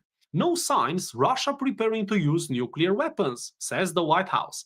The United States has observed no indications that Russia, the aggressor state, is preparing to use nuclear weapons against Ukraine, White House Press Secretary Karine Jean-Pierre said at the briefing on November the 21st. Quote, "We see no changes in Russia's nuclear posture, nor do we see any reason to adjust our nuclear stance or strategy in response to Russian statements." Okay, so let's provide some context for what Karine Jean-Pierre is telling us.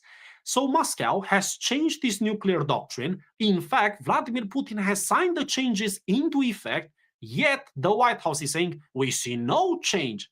Well, hold on a second. You don't see the change because a change doesn't exist, or you don't see the change because you don't want to see it. I think it's the latter, Corinne Jean-Pierre. I think it's the latter. These people, they live in denial because that's the easier solution. Just close your eyes and don't see what's going on. And also, they're trying to get the Western population to live in the same denial. Because let's be honest, my friends, the percentage of people in the West who go out of their way to look at independent media or even Russian media just to get the version from the other side, even with the risk of getting some propaganda through, that percentage of people is tiny. Is tiny. So Karine Jean-Pierre and the likes, they're banking on that. So they know that when the average Western citizen opens Reuters or CNN or all of this, they see, oh, there's no change there. Okay, yeah, I guess that's fine. That's not what happens, but again, it's all a numbers game for them. They know that the numbers are in their favor. There's far more people following the Western media than the number of people who follow independent or even dare to look at the other side. It's that simple. Now, let's move on to this story, and now we get to the Russian offensive on the Eastern Front and also in Kursk. There's some major developments, and I think something quite big will happen, especially in eastern Ukraine, in about at most a week and a half to 2 weeks. Let me show you what I mean. There's this article that has been published by Ukrainska Pravda saying Russian troops advance near 5 settlements in Donetsk Oblast, says deep state analysts. Quote, the enemy has advanced near Velivka Novosilka, Rozdolne, Maksimivka, Pustnica, and Toretsk. On the 9th of 21st to 22nd of November, deep state analysts reported that Russian troops had occupied the village of Dalnie on the Kurakove front in Donetsk Oblast. We're going to come back to this one a little bit later. On the 9th of the 19th to the 20th of November, deep state analysts reported that Russian troops had occupied Novo Ilinka on the Kurakove front in Donetsk Oblast. The priority for the Russian army in this conflict has always been eastern Ukraine, whereas the green t-shirt, he had different priorities, just ever so slightly different. He wanted the headlines, and that's how he ended up in Kursk, a place with a road in but no road out. That's really where he's at this very moment. Now, we're going to come back to the Eastern Front, but because we mentioned Kursk, I want to show you this article. This one comes from Reuters. And it doesn't spell good news for the green t-shirt. Ukraine has lost over 40% of the land it held in Russia's Kursk region, senior Kiev military source says. Ukraine has lost over 40% of the territory in Russia's Kursk region that it rapidly seized in a surprise incursion in August, as Russian forces have mounted waves of counter-assaults, a senior Ukrainian military source said. Quote, at most, we controlled about 1,376 square kilometers. Now, of course, this territory is smaller. The enemy is increasing its counterattacks. Quote, now we control about 800 square kilometers. We will hold this territory for as long as it is militarily appropriate. Please forgive me if I don't believe you, Mr. Senior Kiev military source. The reason I don't believe you is very simple. You're saying that you're going to hold on to the territory in Kursk for as long as it is militarily appropriate. Well, I think that time has come and gone. You should have been out of Kursk by now because there's no way to advance from there. You're not accomplishing anything but the destruction of a lot of equipment and a lot of your troops. It serves you no purpose other than keeping the headlines for a specific character that usually dresses in a green t-shirt. That's the extent of your military usefulness. Let's call it that way. Now, let's move on to the Eastern Front again. And this is where we have this. The General Staff source said the Kurakove region was the most threatening for Kiev now, as Russian forces were advancing there at 200 to 300 meters a day and had managed to break through in some areas with armored vehicles backed by anti-drone defenses. Overall, Russia has about 575,000 troops fighting in Ukraine at the moment, the Ukrainian General Staff source said, and is aiming to increase its forces up to around 690,000. before we look at the map, I just want us to stay just a little bit longer on his statements about the numbers. The numbers of trained personnel is the single biggest problem that Ukraine has at this very moment in this conflict. The West keeps saying that they're going to support the Ukraine by providing more military aid, more money, more. It doesn't matter. I've made this point before. It doesn't matter because money doesn't fight on the front lines. Money can buy you equipment to the extent that you can produce that equipment in the first place. And by the way, that's another aspect in which the West is not even comparable to Russia. But let's say there is equipment to buy. Sure, that money will buy you equipment, but who's going to operate that equipment? The fact that you're taking people off the street, throw them to the front line, that doesn't guarantee that you're going to have trained personnel who can operate that equipment effectively. You know, there's always two ways to operate anything. The good way and the bad way. It's the same with anything, a car, a mobile phone, anything. You can operate efficiently or you can operate it poorly. You need people on the front line who are familiar with the equipment. But unfortunately, that takes a lot of time. But that's the time that Ukraine doesn't have. This is why nobody really addresses this issue. The Western neocons, they always tell us, well, we've got 40 more billions ready for Ukraine. Well, fantastic. Let's all clap like seals. But what does that mean on the battlefield? Not much, not much. When they give Ukraine support, I think the biggest thing that they can give them is really shells and equipment that doesn't need a lot of experience in order to be operated. Because I'm sure they have a lot of people that they recruit with the vans on the street, you know what I mean? But most of them, the overwhelming majority of them, are not trained properly. Also, we have plenty of articles from around August and even at the beginning of September. One in particular was published by CNN. I remember I've covered it at the time, in which a brigade commander said that 90%, I think 90% was the percentage that he talked about, 90% of the new recruits who go into the infantry perish within the first week, just to put things in perspective. And that was then. The longer this goes, it's only going to get worse for Ukraine. It's not going to get any better. Russia doesn't have this problem. My friends, let's look at the map.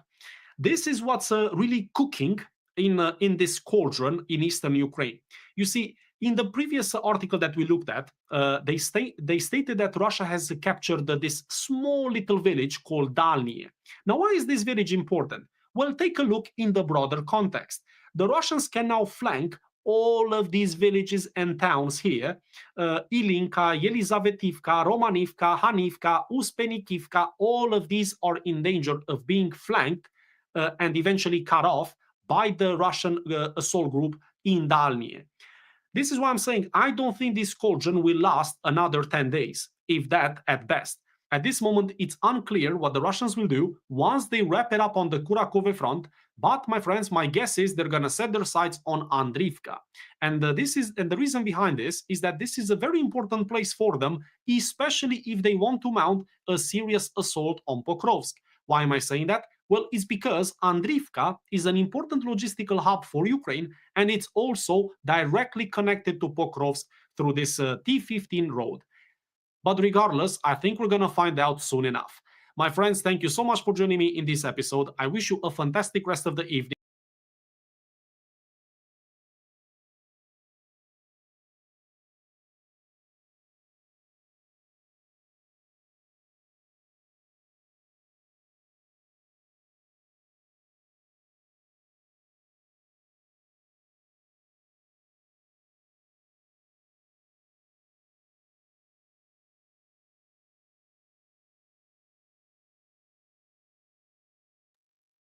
Subtitle from professional cynic and realist to 50-year-old curmudgeon and near Luddite. And I agree with you. Russia has been around for 1,000+ years. The question is, how much longer will you guys be around? Yeah, how about that? Well, and that's it. As a man who studies Zen, right? Let me just say this. One of the things that you do in your study of Zen is you do this exercise, right? Where you see yourself laying down on a bed and you see yourself old and your family members and friends are around you, and then they're gone. And then your body's laying there. And then slowly it deteriorates into being a skeleton. And then slowly it turns into dust. The window is open and the wind blows and the dust blows away. And it helps you to get an understanding of the temporary nature of us being here, of your humanity. It helps you to stay in the moment and say, I'm going to enjoy this moment. Tomorrow, I could slip on a banana peel and die the second I walk out of this room. So the reality of life, I've known so many people who are like so upset, oh, that poor so-and-so, he's sick, he's this or that. And like a year later, that bastard's still running around and they're dead as a doornail. So you can't. We have to, I'm not going to ruminate over death. Death is a reality. 100 million years from now, I'll have been dead for 100 million years. And I have to ask myself the question, after I've been dead for 100 million years, did I ever really exist? So we will move forward thinking like that. And I and I'll say this, let me say the other thing. Since the SMO started, I've been through this a bunch of times, where I was like, well, we're screwed now. Nuke, this weekend, we're done. And every time it seems so real, and every time we made through it, and I've come to the conclusion, I think we're going to make it through. And if we don't, what can I do about that anyway? But I feel as though we will. So at any rate, and I also feel that Mark and I are wise people. I'm not necessarily smart, but I think I'm wise because I study for wisdom, for understanding. I don't think I'm wise as Sergei Lavrov and Vladimir Putin. I'm not fooling myself. I respect those as very, very intelligent, intellectual men. And if I can figure out what the neocons are doing, I believe they can. And the term I use is race to January 20th. I think everybody realizes that the neocons are like, oh my God, we got to do crazy shit before January 20th. And I think, as I've seen the Iranians, they're like, we're going to attack Israel. And then they're like, but right now that's probably not in our best move. So we'll threaten to attack Israel. And maybe we won't right now until it's our. Things are fluid with people. They're not reactionaries. They're very, very fluid and wise. So we shall see. And I have a feeling that this is episode 1. And at some point we'll be doing episode 100. That I'm getting. When we do episode, and we still ain't guaranteed then. Some guy sees a radar speck, like say 1983, some lieutenant colonel in the Soviet military sees a radar speck and says, is that seagulls or is that an incoming missile? That could take us out. So that being said, Mark and I are going to enjoy the pleasure of hanging out with our friends in the chat, even the NSA and CIA trolls who populate it quite frequently. Let's start here, Mark. Let's go completely away from Russia and let's go to your thoughts. And I never really talked to you a lot about it. I've heard your comments that kind of led me to know, and I know you as a person who doesn't pretend to be a moral guy, but you are one. People who pretend to be moral never are. But people who don't pretend to be have a level of morality because they don't. And I've heard comments many times on Israel. And so I know where you stand. And I know you as a person, so I knew you'd stand there anyway. But let's go here. Your thoughts on this thing. Some people are celebrating. Some people saying, it's bullcrap. It means nothing. The ICC ruling on Netanyahu. What is your thoughts on it, Mark? Well, I think it's far overdue, right?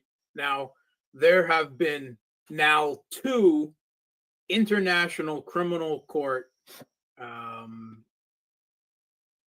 charges pressed against world leaders, right? I mean, let's forget Yoav Gallant and some Hezbollah military commander whom we're told is probably already dead, and so forth, and a Russian human rights ombudswoman. But if we take a look at Benjamin Netanyahu and Vladimir Putin, one whom has been charged with the full support and endorsement of the West, and the other one where the West has outright condemned, and you've got U.S. senators calling for the invasion of the Netherlands, right? Again. Now, Vladimir Putin was charged by the International Criminal Court with the kidnapping of Ukrainian children. Let's parse that. With the East Ukrainians, right, former East Ukrainians, moving their own children and orphanages out of the range of the Kiev regime's, of the West-backed Kiev regime's artillery, pedal mines, and cluster munitions that had been shelling the Donbass since 2014 on a nearly daily basis up until recently. And they just managed to hit Gorlovka with cluster munitions again yesterday, dropping cluster munitions on civilian streets just because and out of spite. And Putin is blamed with helping facilitate East Ukrainians getting their children out of the range of the Kiev regime's murderous artillery, provided, of course, in no small part from the West. Meanwhile, Benjamin Netanyahu has been overseeing an occupation and ethnic cleansing of the Palestinian people for decades now, and has accelerated that in the last year plus to an outright genocide, right? That the International Court of Justice, by the way, through a case launched by South Africa, is also pursuing.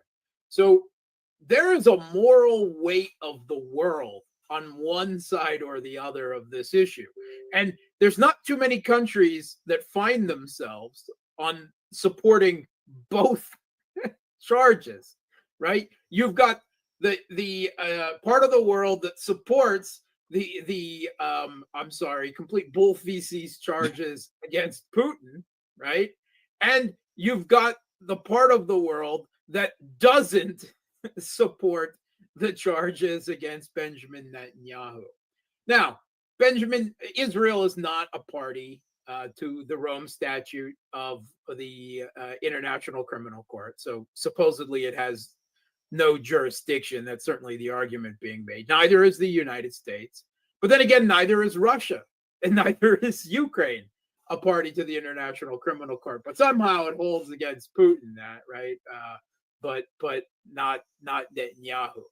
Now, of course, Netanyahu will never see the inside of a cell. I mean, unless at some point some unconceivable future Israeli government sends him there themselves. But what the Western press has been crowing about for, since the charges, through this largely U.S. captured institution have pressed against Putin, they claim that it has helped isolate Putin. I really think that the only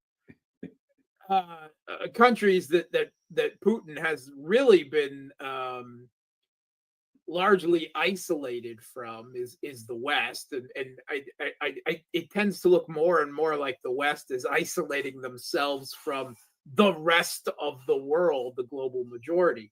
But to be fair, Putin was not able to attend international multilateral forums in South Africa and the G20 recently held in Brazil, because those two countries are a party to the Rome Statute.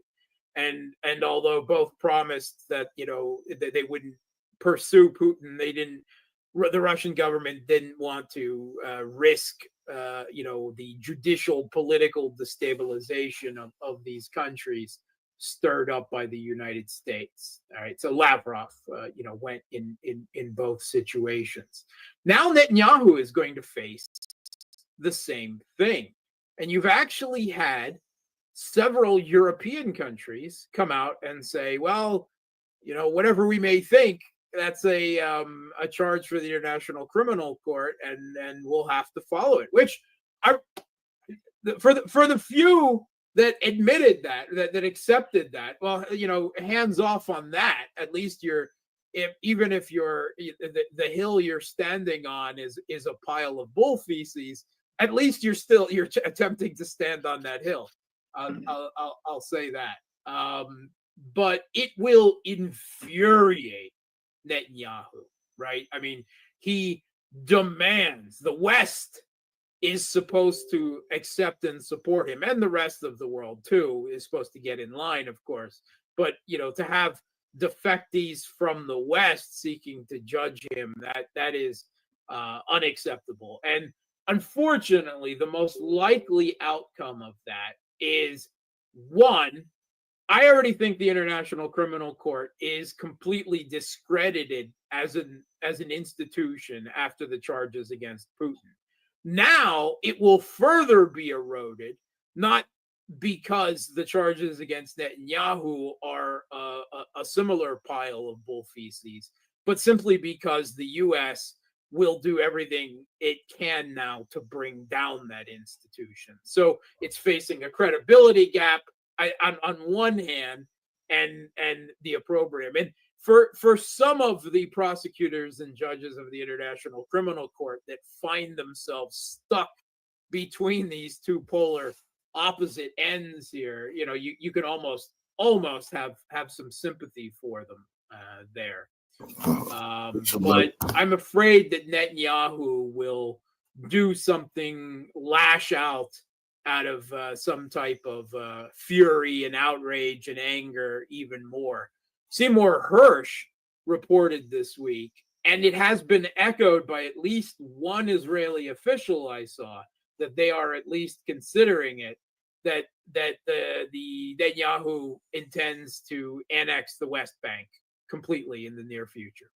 And I don't know if that's true. I'm certain. I mean, I don't think there's a day that has gone by in Netanyahu's adult life where he hasn't thought about that. But I mean, this is what we've been facing since October 7th of last year, is the ethnic cleansing of the Palestinian people from their own country occupied by Israel. And it has progressed with Gaza, but I mean, the logical conclusion of that is to take advantage of all of this, to take advantage of a lame duck Biden leading into a pro-Israel, a pro-Zionist Trump administration, to just go all the way, to accelerate that slow motion ethnic cleansing by house and by settlement, to just take the whole kit and caboodle and ironically turn the Palestinian people into the type of homeless diaspora that the Jewish people once were. One of the things that's going on here, I'd like to jump forward from this, because one of the things that you and I are talking about, not talking about, but we're really talking about this, is the U.S. empire is making it real clear to the world. The rest of the world is looking and they're like, we knew you were a bunch of bastards, but geez, did you really have to, you know what I mean? We knew you people were really bad news, but did you really have to make it this pronounced, right? The Biden administration is, I can just say this. When I was in law enforcement, I worked for an agency that had some real jerks running it, some real clowns when I first started. And these guys became the superintendent, deputy superintendent, and they were effectively Biden. They were fascist type people, and they blew it all up, and then it started all over again, right? And it was far better. And when I say blew it all up, they couldn't control themselves, and they screwed things up so bad that they discredited themselves, got them fired, everybody fired, and it was able to start the things over, the agency over, right? I feel like the Biden administration, let's do this.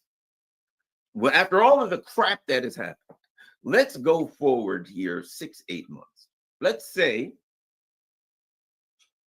there's something happens in Ukraine and this thing is able to get closed down one way or the other, right? Okay, there's a deal, blah, blah, blah. Yeah, exactly, Maybe I feel like one of these days we'll be saying, Mark, we thought this couldn't happen, but it happened. I really believe that. Okay. And Russia's moving forward now. To me, Russia and China, man, I'm not going to say the kings of the hill. In a way, the kings of the hill, right? But not in a U.S. empire dominant way. There's two ways to be in charge. One is to be dominant over people. The other is everybody says, man, we really like you and we like your style. We want you to be the boss or be in charge or be a power player. How do you see Russia's relationships with the various entities around the world? If this thing could get, I'm not going to say wrapped up, I'm going to say stabilized, so Russia can go on with its life, as we say, some level of stability, something. Where do you see the future for Russia and its allies? Yeah. Okay. So first of all, I actually don't think that's going to happen. I don't think it's going to be wrapped up anytime in the near future. I think we'll be talking about this next year at this time. And do you think the word possibly stabilized is a, you know, rather than wrapped up, more stable, stabilized to some level? So I think, go ahead. I don't think there's any stabilization until the regime in Kiev is removed. Yeah. Well, then I'm saying that. That's why I'm going there. You know, one of the things, because stabilized for whom? Here, what I think is, I do believe at some point that the Trump administration, I think they're going to yank the economic, if you're here, the drive from the people is getting so powerful to say, man, we don't like this. This is whoa. Even now, the intellectuals, so many people are like, whoa. We get to January 20th. The drive is powerful. People are scared, shitless, upset, angry, you name it. So they want some level of stability. I believe the real issues are going to happen. That Europe is going to come unglued. I think Europe is set to. Russia is economically and culturally and militarily and politically stable. I think Europe is on the edge of real serious instability, which will be part of that. But at any rate, the future, let's talk about the future for Russia. What kind of a future Russia sees would like, if it's a year out, if it's 5 years out, what Russia sees and what you see as a future for Russia, when and if we can get some level of stability with the Ukraine neocon project. Okay, so I think that Russia is going to be permanently decoupled from the West, right? From the US and the EU both. Does that mean stop selling stuff? How much does that mean economically? Well, I mean, they largely already have. I mean, what little that they still do is being wound down now, right? The gas supplies to the last of the countries that were getting pipeline gas, Hungary, Slovakia, Serbia, they're doing everything they can to shut that down now as well. And, they're still buying Russian oil, for instance. It's just all through an Indian middleman. The EU countries have all become major purchasers of Indian oil, quote unquote, right? That India didn't sell oil. It's an oil importer, but that is it's already the costs even added, and the cost of even buying Russian, and US LNG instead of pipeline gas is just reduced European economic competitiveness and the ability to sustain their own overstretched budgets, deeply in debt. You're looking at, and I don't think we're far from saying that Europe is facing an economic and social collapse, right? They're going to suddenly have to start living within their means. They can't print their way out of this crisis like the United States can, right?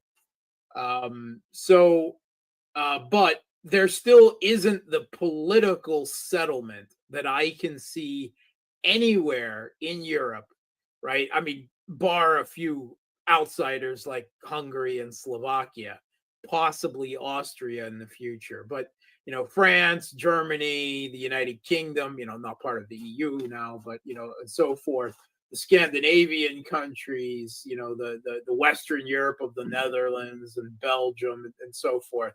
There just doesn't exist a political alternative that could have a modern day Ostpolitik.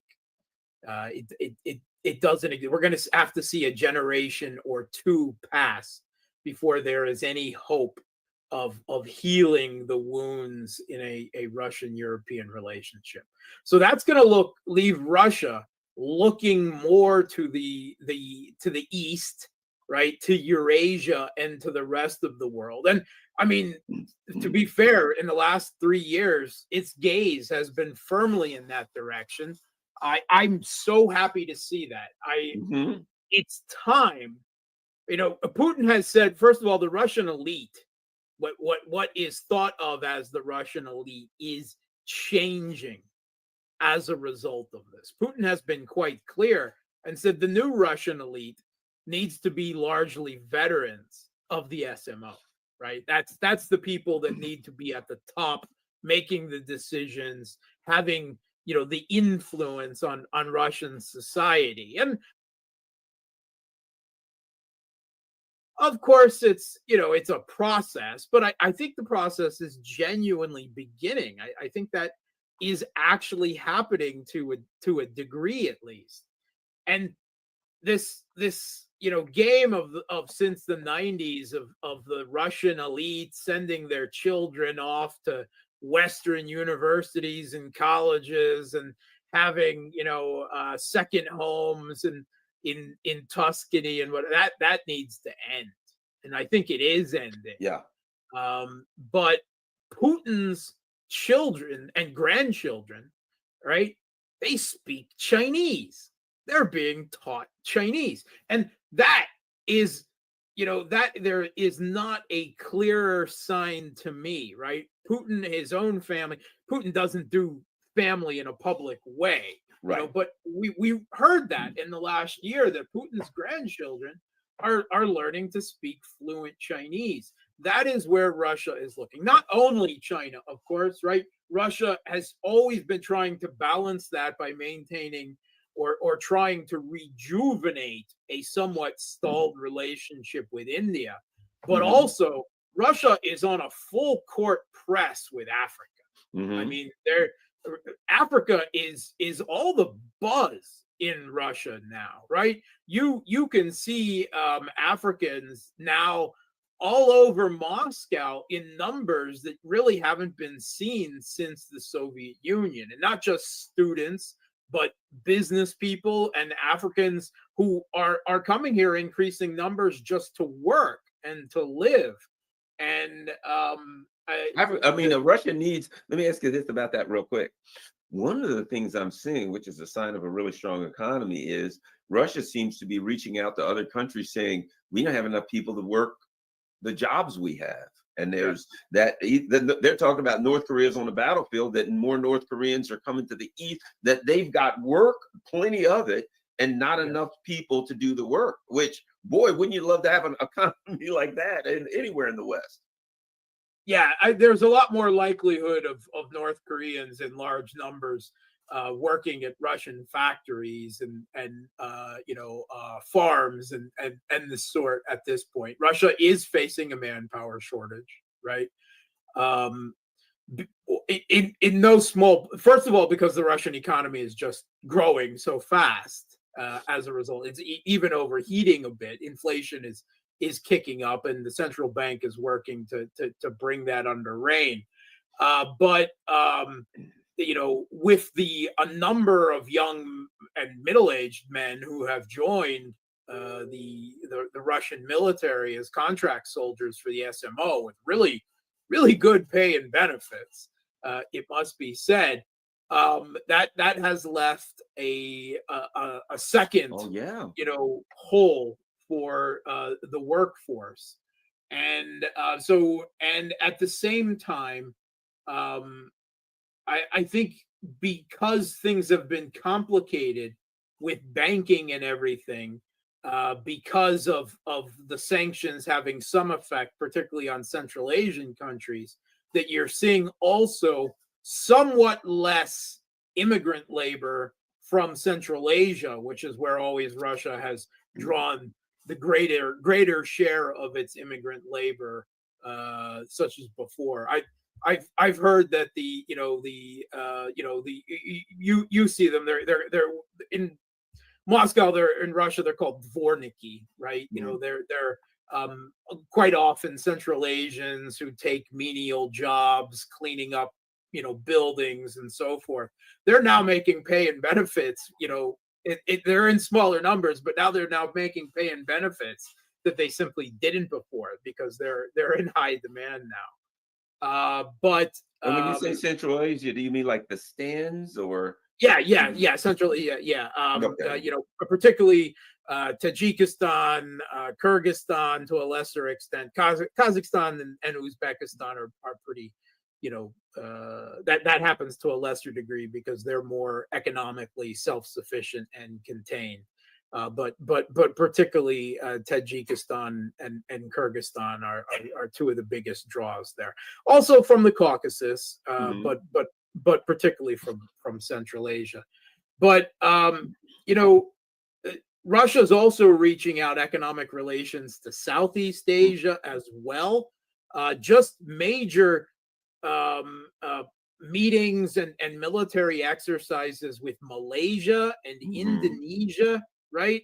And this is a really interesting dynamic because a lot of countries that are still somewhat wary of China, right? Because it's the big elephant in their own room, right? And seeking to balance those relations and seek some type of third party guarantee.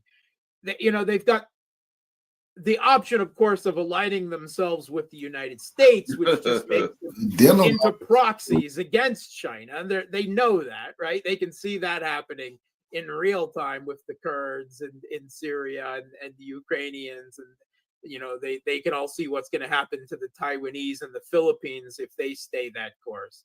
But they now have kind of a third option, and that's to improve relations with Russia. And that serves as a kind of guarantor of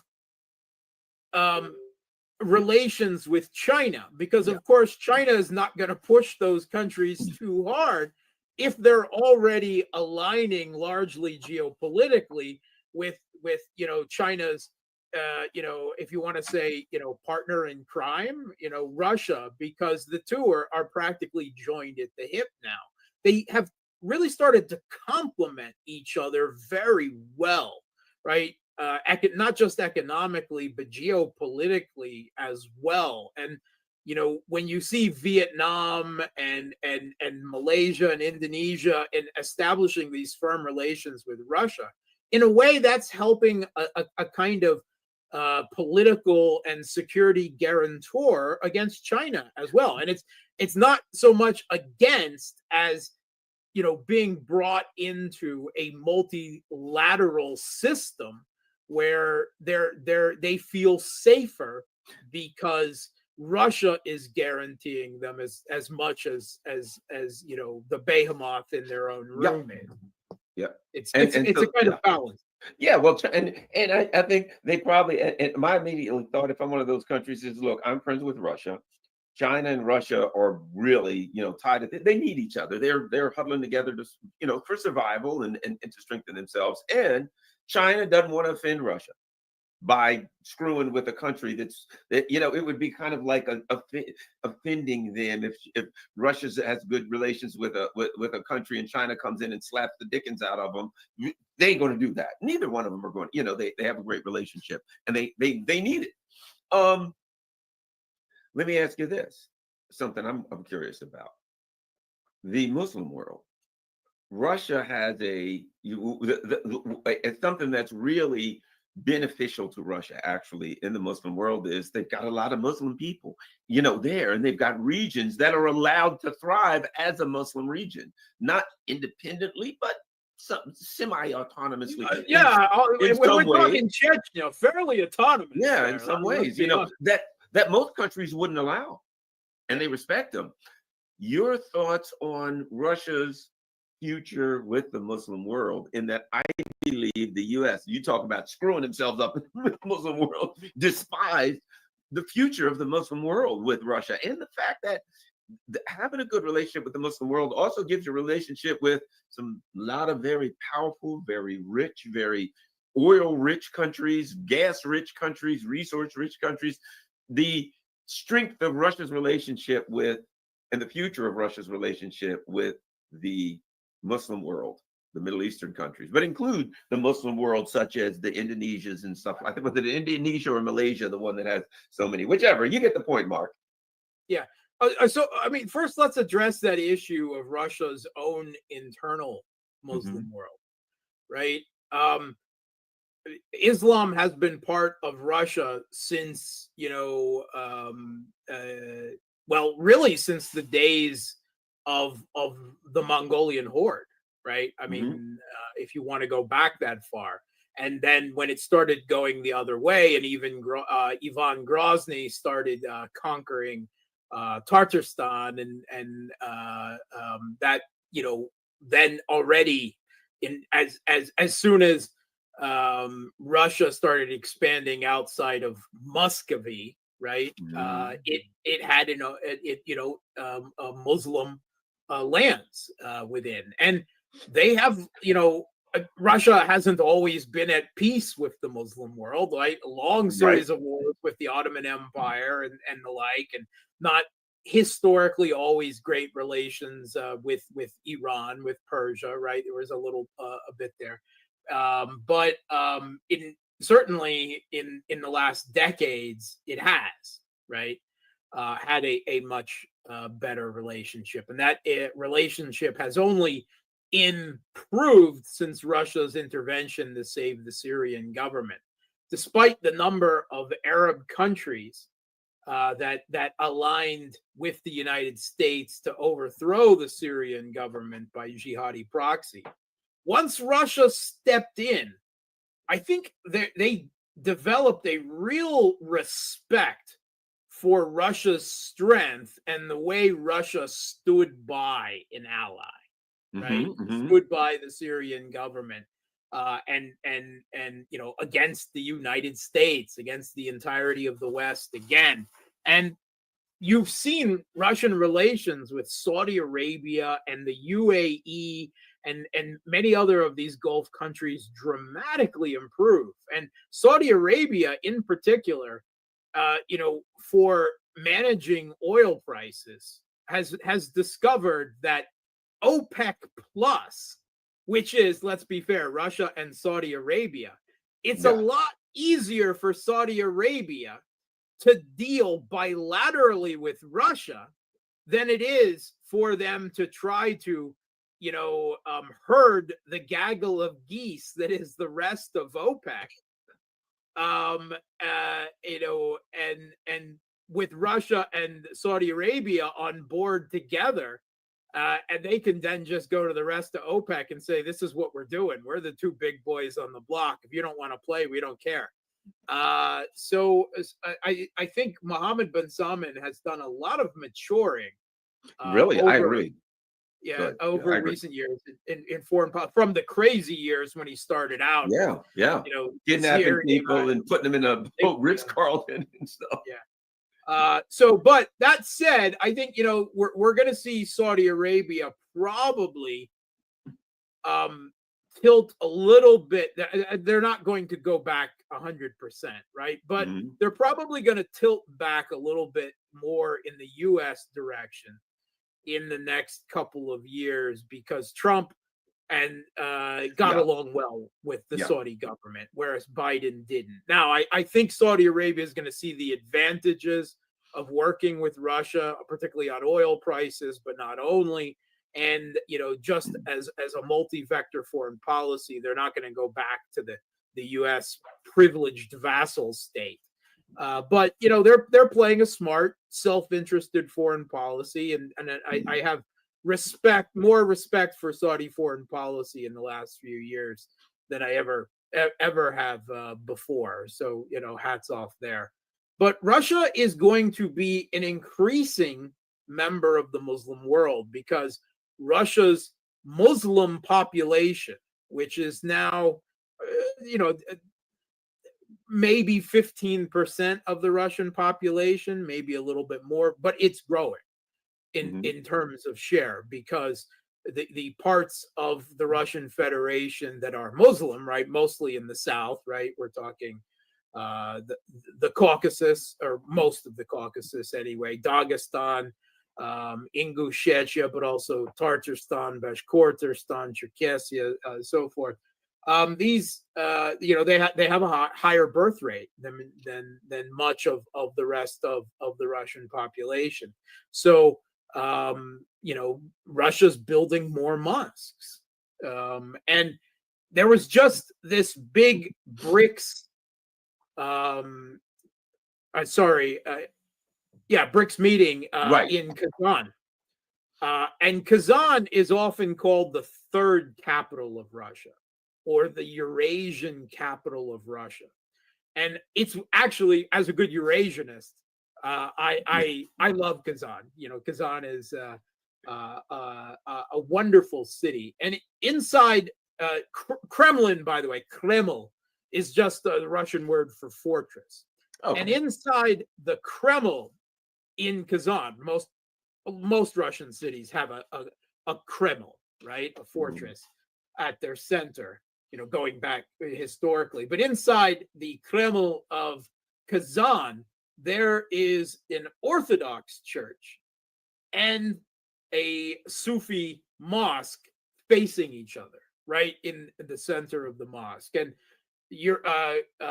Kazan is also known as the big interfaith capital of Russia, right? Where there are, of course, also Jewish temples, and there's not a whole lot of Buddhists in Kazan, but of course, simply because of the strong focus on the multi religious aspect of Kazan, that is there as well. In fact, in what seems almost like another life or an alternate history, there was a time where Hillary Clinton, right, actually came out and said that Kazan is an example of how the Christian world and the Islamic world can live in peace together. Hillary Clinton talking about people living in peace. Peace, yeah, I know. That gives That's me why I the said chills. it almost seems like a different world, a different time. But that, you're right, that helps Russia relate to the rest of the Islamic world. When Ramzan Kadyrov practically runs his own foreign policy as the leader of Chechnya, but he's, one of the big things he's doing is resettling refugees and orphans from Palestine, right? Previously from Syria. He's, building Wow. housing complexes, and so forth. I mean, not on a tremendous scale, Right. but he's doing it as the leader of Chechnya on a scale that works, for him. And, he's eccentric, right? There's no case about that. And Putin largely lets him do what he wants to do as long as he keeps Chechnya nice and peaceful. And Grozny is an incredibly beautiful, rebuilt city. I mean, just it's beautiful and it's wealthy and so forth. But Russia's Muslim population really helps them with the outreach to the Muslim world in a way that the U.S. can't, because Russia is usually conceived of as a Russian, or as an Orthodox Christian country, and it is. But it also has 5 major state-sanctioned religions. It is a multi-ethnic, multi-confessional country, and every year, Putin meets with the patriarch. But when he does so, he also meets with the leader of Sufi Islam in Russia, and the Eurasian Judaism, and the Kalmyk Buddhists, and the 5th state-sanctioned religion is the Tengri shamanists, the pagan faith of Siberia. And so these tradition religions, they all have a say, and Putin meets with them all, and they meet together. And it's not all kumbaya. Let's be honest, but it continually makes progress, and there is just a different attitude towards religion in Russia than there is in the United States.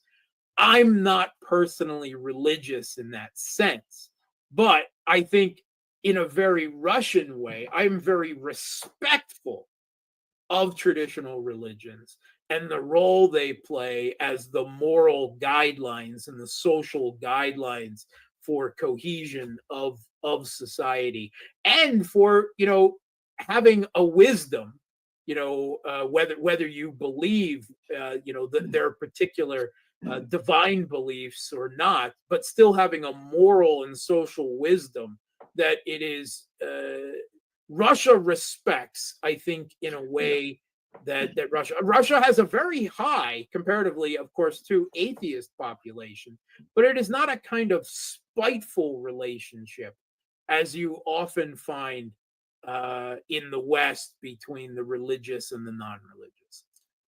Yeah, let me, another thing that's interesting, and that is one thing about Russia's and China's relationship, right? It is what Europe could have had. And here's what I mean. You've got Europe with lots of people to work, and they had lots of engineers and people like that, and factories, and there's somebody right next door to them with all of these natural resources. You talk about a match made in economic heaven, right? Of course, the US is like, nah, we don't want that to happen, because then, in fact, that is a match made in economic heaven, and you guys will.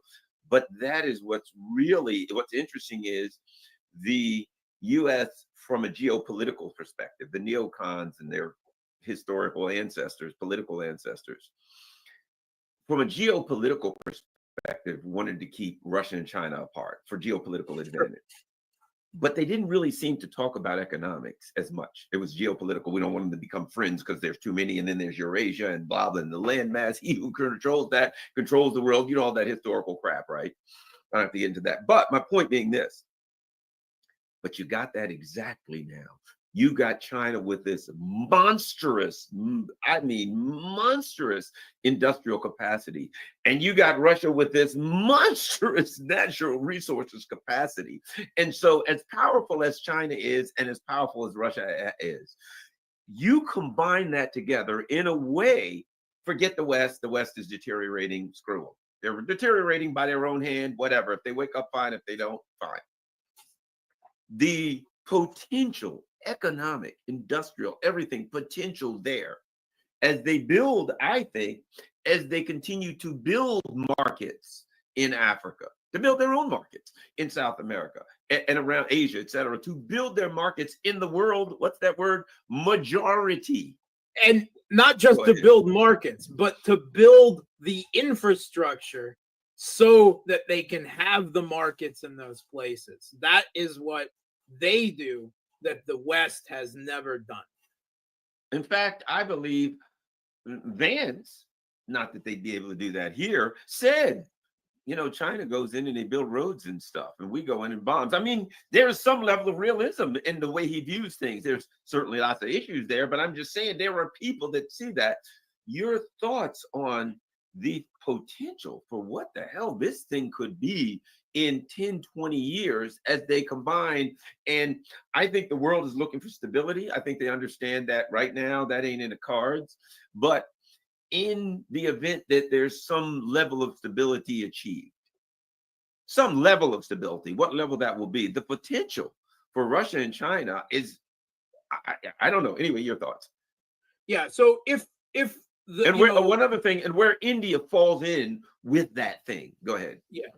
Where if the institutional potential for a multipolar world is BRICS, then the core of BRICS is the bilateral relationship between Russia and China, right? That is the foundation of it. And then if you expand that out further, it is the political triangle between Russia and China and India.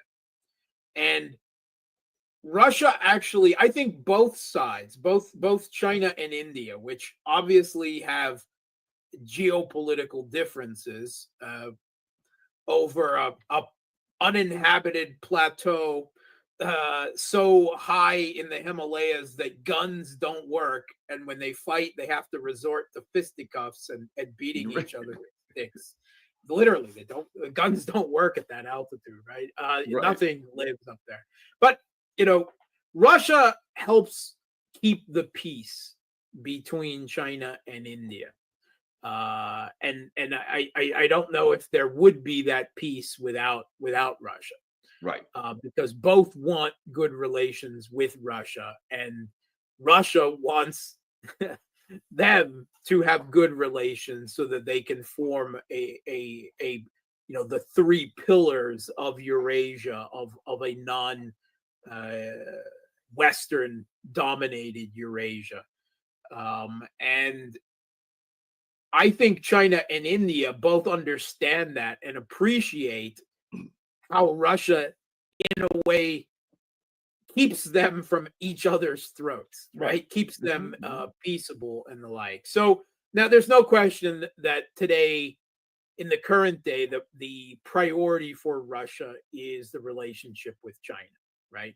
Both economically and more, even more importantly, strategically and geopolitically, because India has been trying to play both sides of the fence and have good relations with the United States, which I regard as whenever I talk to Indians, I always say, so who is it that sanctions you when you want to have relations with us? Is it China? Do we sanction you for relations with the US? So what kind of partner is the United States, right? But it is important for keeping India out of US hands, out of US and British influence.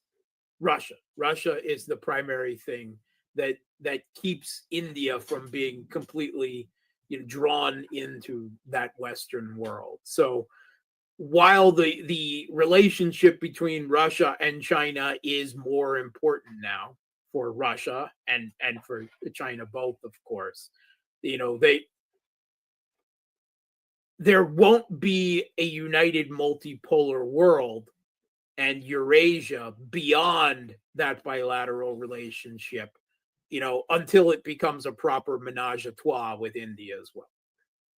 I think I certainly agree, and I've for the last couple years, I felt like Russia slowly, and I think they understand that it's going to take time. Slowly, Russia's trying to bury the hatchet and bridge the gap between India, India, and they're as I say, they're very wise. They understand this doesn't happen overnight, and I think they have a long-term plan for it. To be quite frank, Yes.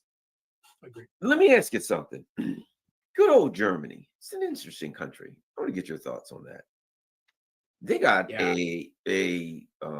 it's a very unstable country. They got a bomb with a long fuse, and that is Nord Stream. They don't know what the hell to do with that because the people there know what happened, and they don't know what the hell that they're going to do with that. They got an election coming up in February.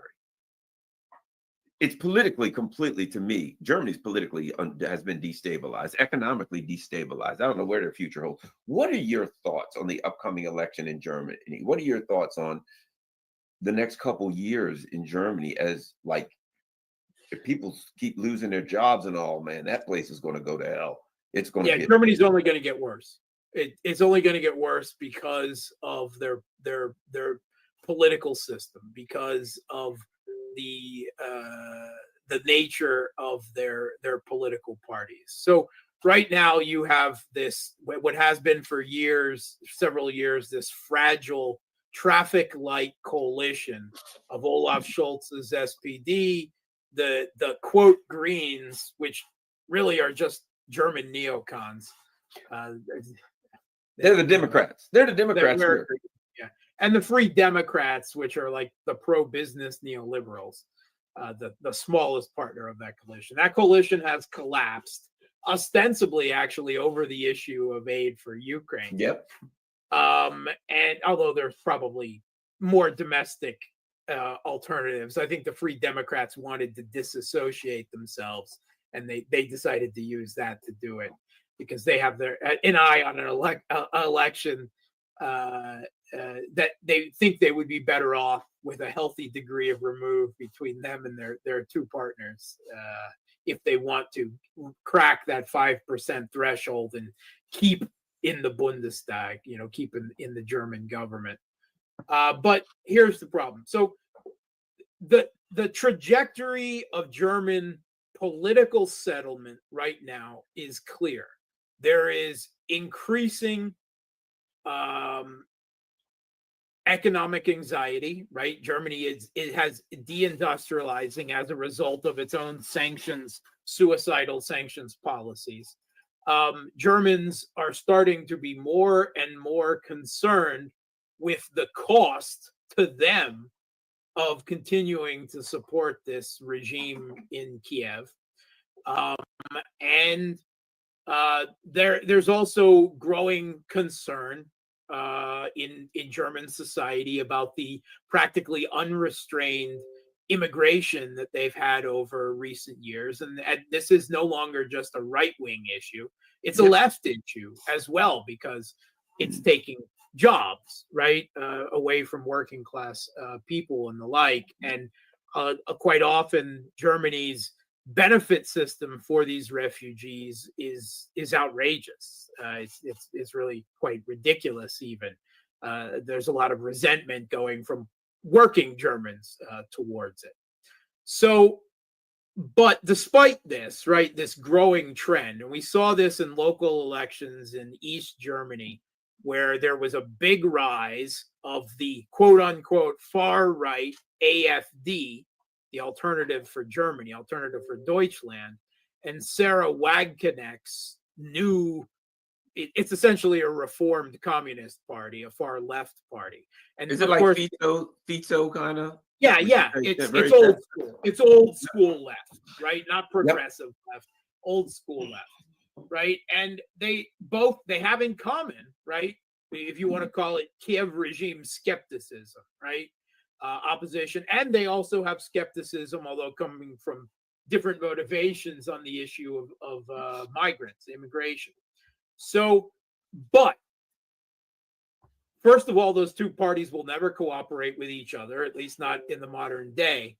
And while the AfD is now polling as the second most popular party in the country, the establishment parties are considering banning the AfD, right?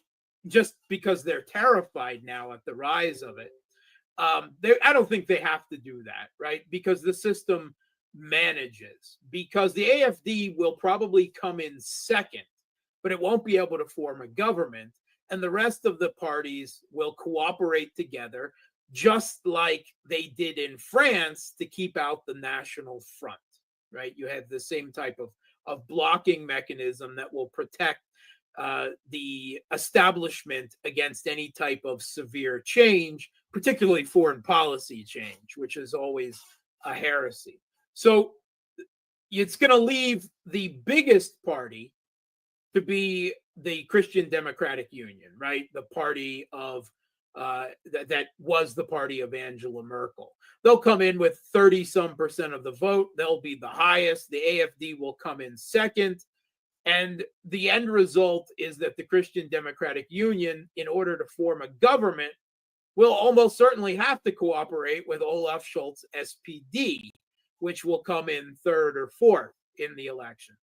And the irony of that is, though increasing German settlement against supporting the Kiev regime in Ukraine, with a CDU-led government, they'll actually get a far more rabidly pro-Kiev regime government, because Merzer, the leader of the Christian Democratic Union, that's one of his campaign issues, right? Increased support for Ukraine, sending Zelensky Taurus cruise missiles that Olaf Scholz has already denied it. So Germany is going to double down on their own economic and geopolitical suicide, even as the public is actually expressing interests of trying to go in the other direction. They just don't have a critical mass and Germany's party structure doesn't facilitate that type of radical change that occurred in Slovakia. It's just unfortunately not going to happen. And so we're actually going to see increasing, you're going to see the same level of increasing tension, an escalation between Russia and Germany in just a couple months that you're seeing between Russia and the US and the UK now. Let me ask you this, but we're getting towards the end.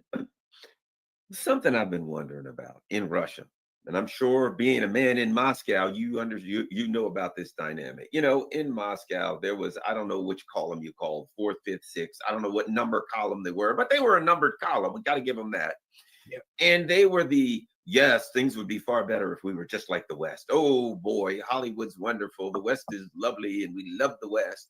If only Russia, the largest country in the world, was a normal country. Yeah. What do you mean by a normal country? Should we act just like the US and become the most aggressive and corrupt country in the world? No, like the Netherlands, right? Yeah. Like you want the largest country in the world to be just like one of the smallest countries in the world. Okay, Russian liberals, go to the Netherlands. Right, Go to exactly. Israel. Yeah. Well, let me ask you this. I have heard it said and discussed that, let's just say, they ain't what they used to be before the percentages have dropped off, that the zeal for Western stuff and multiple genders and all those kinds of wonderful things that we have in the West ain't what it used to be. Your thoughts? Is there what column are they anyway? Are they the fifth column? Is that what you could call them the 5th column, the 6th column, right? Whatever. They don't exist anymore. For all intents. Okay, talk about that. What happened with the special military operation and the liberals, or whatever the hell you'd call them? Yeah. So the Russian has perennially had about somewhere between 3 and 5% of the population that was liberal pro-Western, right? Which is an extreme minority, but they were a very vocal minority, amplified by money. And the fact that whenever any Western media or news show or everything, they only talk to those Russians, the extreme minority that talked and sounded like and them, right? That was, and so they would have these protests that were absolutely minuscule, but always headlined Western papers and the like, and they were allowed to protest as long as they followed the rules and didn't try to overthrow the government. They never had the numbers to repeat what happened in Ukraine and the like.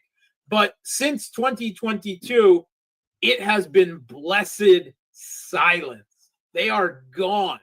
And a big part of it is large number of them are the people that left the country. They literally left the country. There was all this kind of fear, we don't want to be mobilized in Putin's war. That was always nonsense, right? These people aren't people who served in the military, right? And the only people who were mobilized, that 300,000, right, in 2022, there's never been another round of mobilization. The only ones who were mobilized were reservists, right? There was never a chance that Joe Liberal IT worker was ever going to be mobilized, right? But it was also just more or less a rejection, right? We want to get to the West that we love because we know that the entire relationship is falling apart.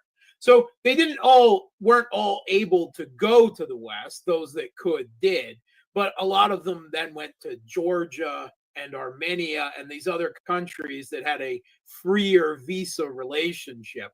But although recently in Georgia, those pro-Western Russian liberal immigrants or migrants there, I guess, actually have been really kind of on the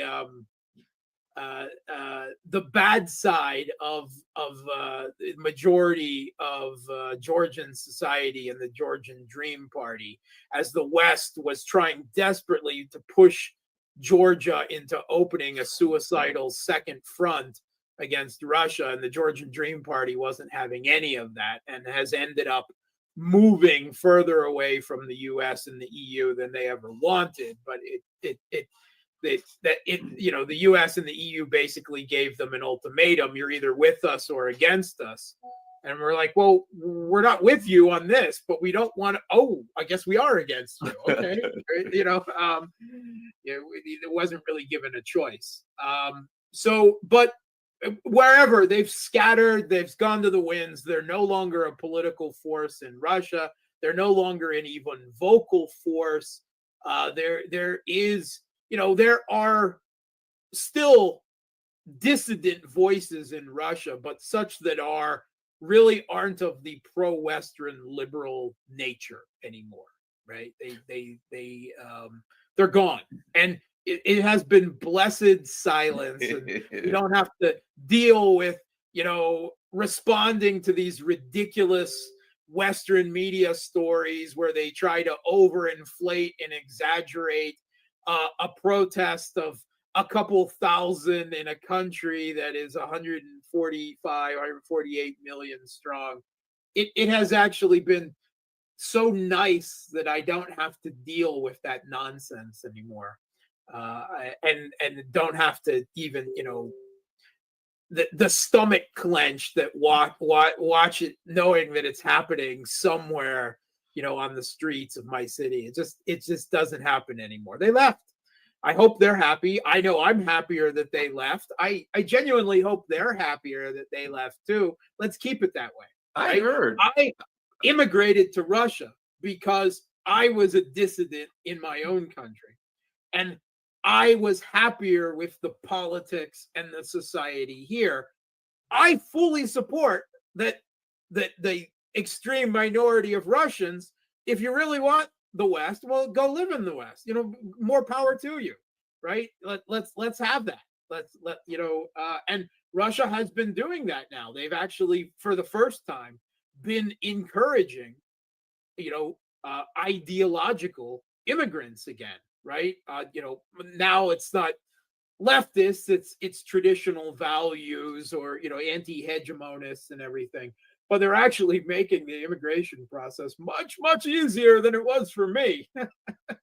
Let me ask you this. I had understood that at one time, a bunch of them that had went to several countries were trying to come back.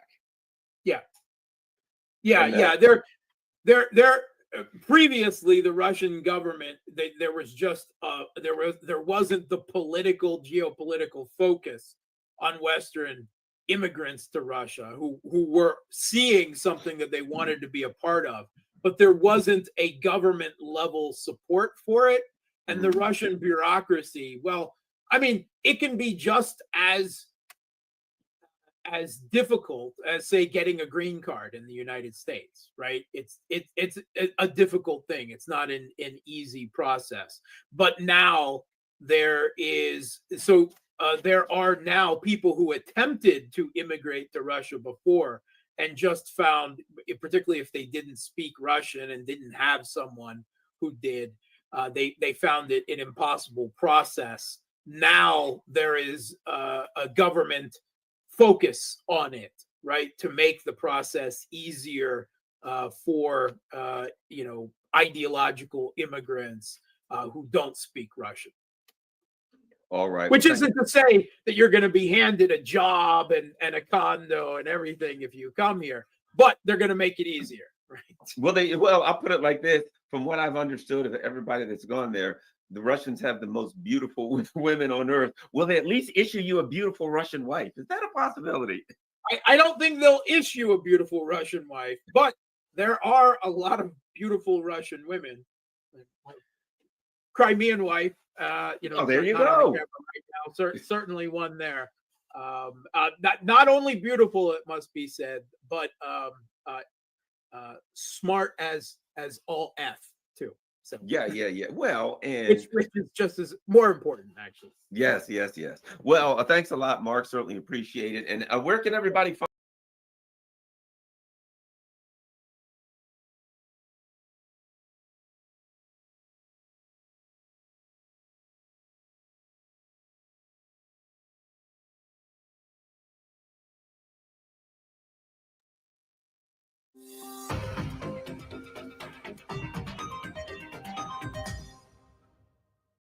talk about what the role of the United States was in essentially removing the elected leader of Ukraine that Russia was comfortable with and replacing it with a government that was very antagonistic to Russia.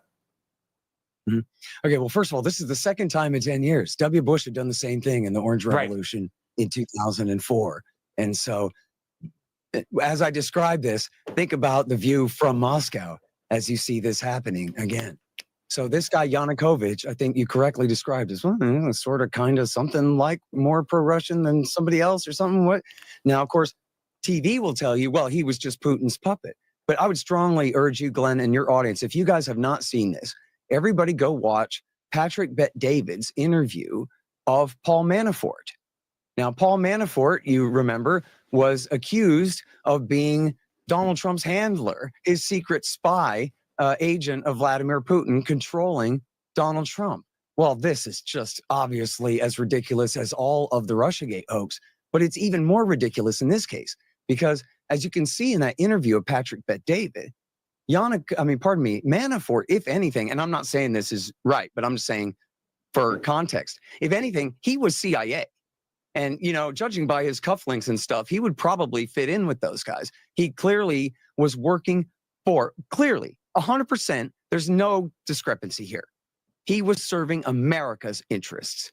He had been hired by Yanukovych to help him integrate with the West. And here's something that I had learned in that interview that I didn't know before, which was these Eastern Ukrainian oligarchs, which again, every Mueller she wrote on Twitter will tell you are all, you know, Russian puppets or whatever. In fact, they were sick and tired of being treated like the redheaded stepchild by the Russian oligarchs.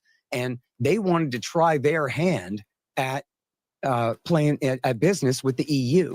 Part of it was after the Orange Revolution, the new government had nationalized their companies and given them to their friends. And this is how corrupt Ukraine is. It's one of the most corrupt societies in the world. It's like Afghanistan under the United States or something. And so they thought if they could join the EU, rules would prevent that kind of chicanery from going on. And so they were sick of the Russians and they were sick of arbitrary decisions by Kiev. And that was why the Eastern oligarchs who supported the Party of Regions, the party of Yanukovych, why they wanted to join the European Union. Yanukovych had told, and by the way, at issue was an association agreement, not full membership, but an association agreement with the EU. And Yanukovych had told his entire cabinet, I don't want to hear another word about we're leaning toward Russia instead. Forget it. It's done. And they said, okay, this is in November of 13. Now, at this time, Putin starts playing hardball and says, listen, if you do this, I'm cutting off your trade relationship with Russia. Now, he did publicly contradict that, but I'm pretty sure the other reporting that he meant it when he said it in other circumstances is probably the more serious case there.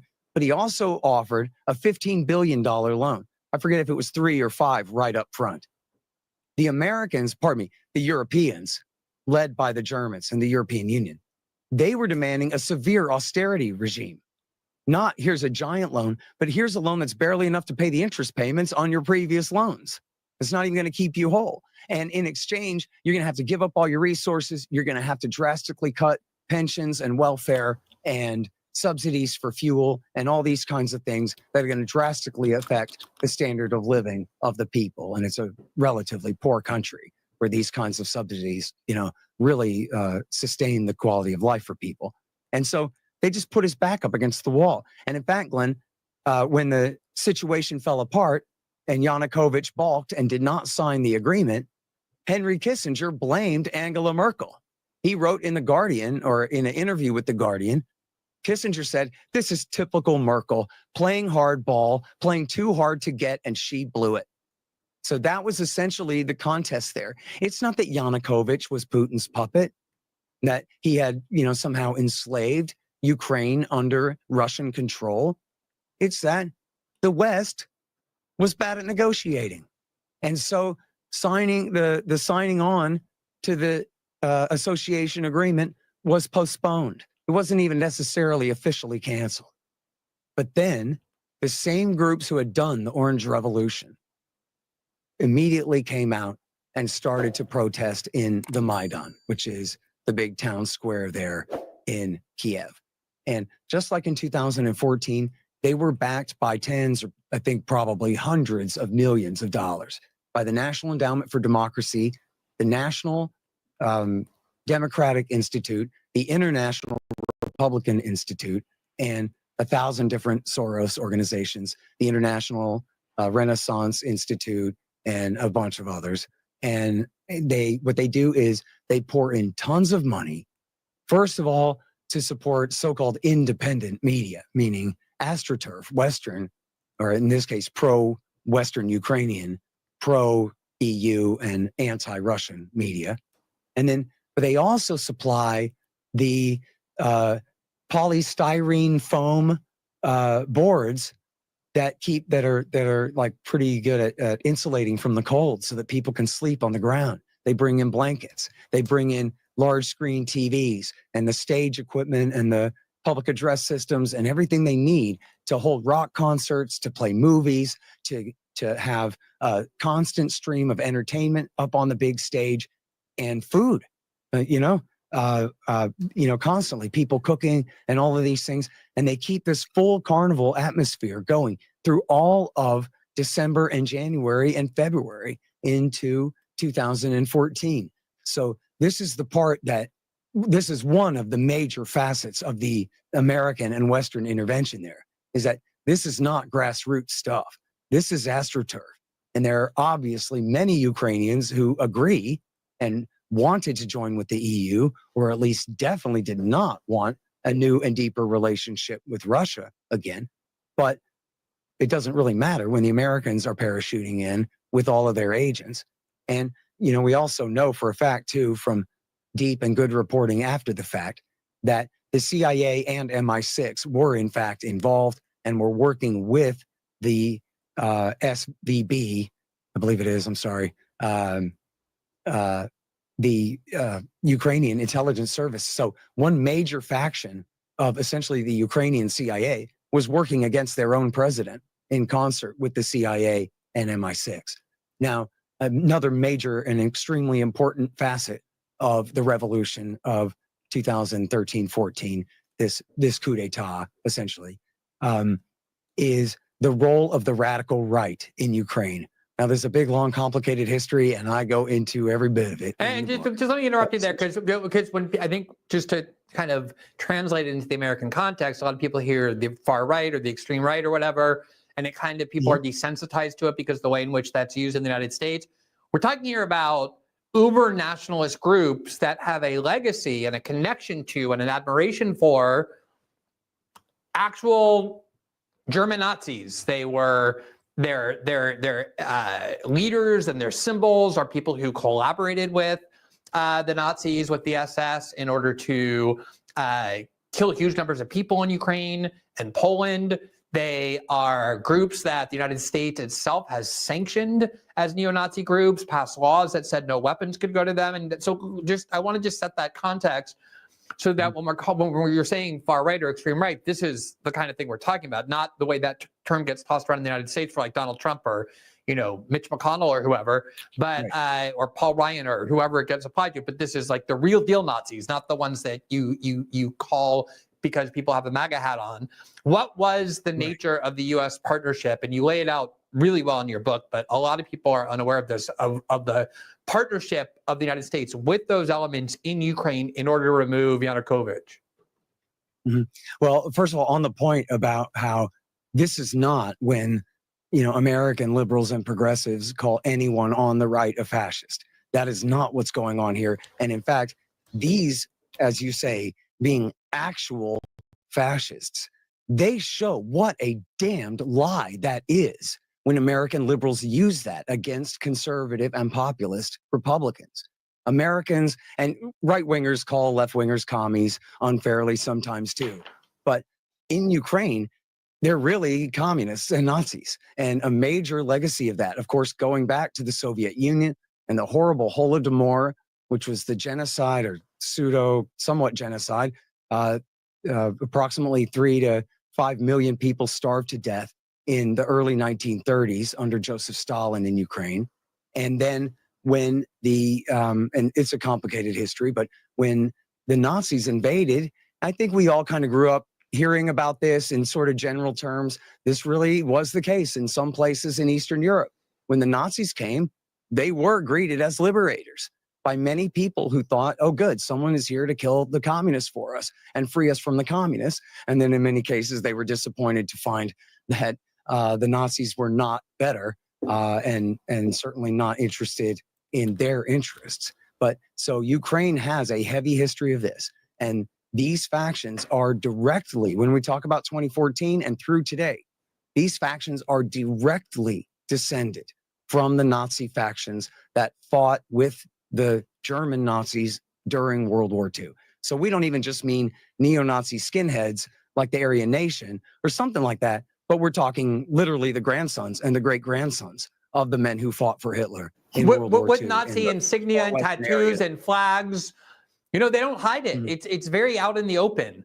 And it's, you know, so amazing to me that American liberals, broadly speaking, Western liberals, broadly speaking, will scream Nazi at somebody for no reason other than the fact that they have a MAGA hat on or they vote for Donald Trump or oppose affirmative action or whatever. And then they meet the real deal Nazis, like the actual Nazis, the overt Nazis, and they want to arm them and fund them with no end in sight. Right. And then they want to spin and spin all day for them, too. Well, you see, Glenn, they were Nazis a few years ago, but they're reformed. They came to Jesus and decided to not be Nazis anymore, which is just not true. And if you ask them, they'll tell you that's not true. You know, they're proud to say what Nazis they still are, all of them. We want a clean nation, all this stuff, man. And they're war criminals and regular criminals. I mean, they murder Roma. They murder each other. They are guns for hire, and they're scum. I mean, what would you, they're equivalent to the SA, right? They are bad guys, and they act like it. And then at the start of the war, okay, well, I'm sorry, I'm getting ahead. So look, toward the end of February of 14, the European Union was taking the lead on trying to force Yanukovych to accept a deal. And he did accept it. Putin encouraged him to accept it. And that deal said that he would stand for an early election in December of 14. That was a mistake.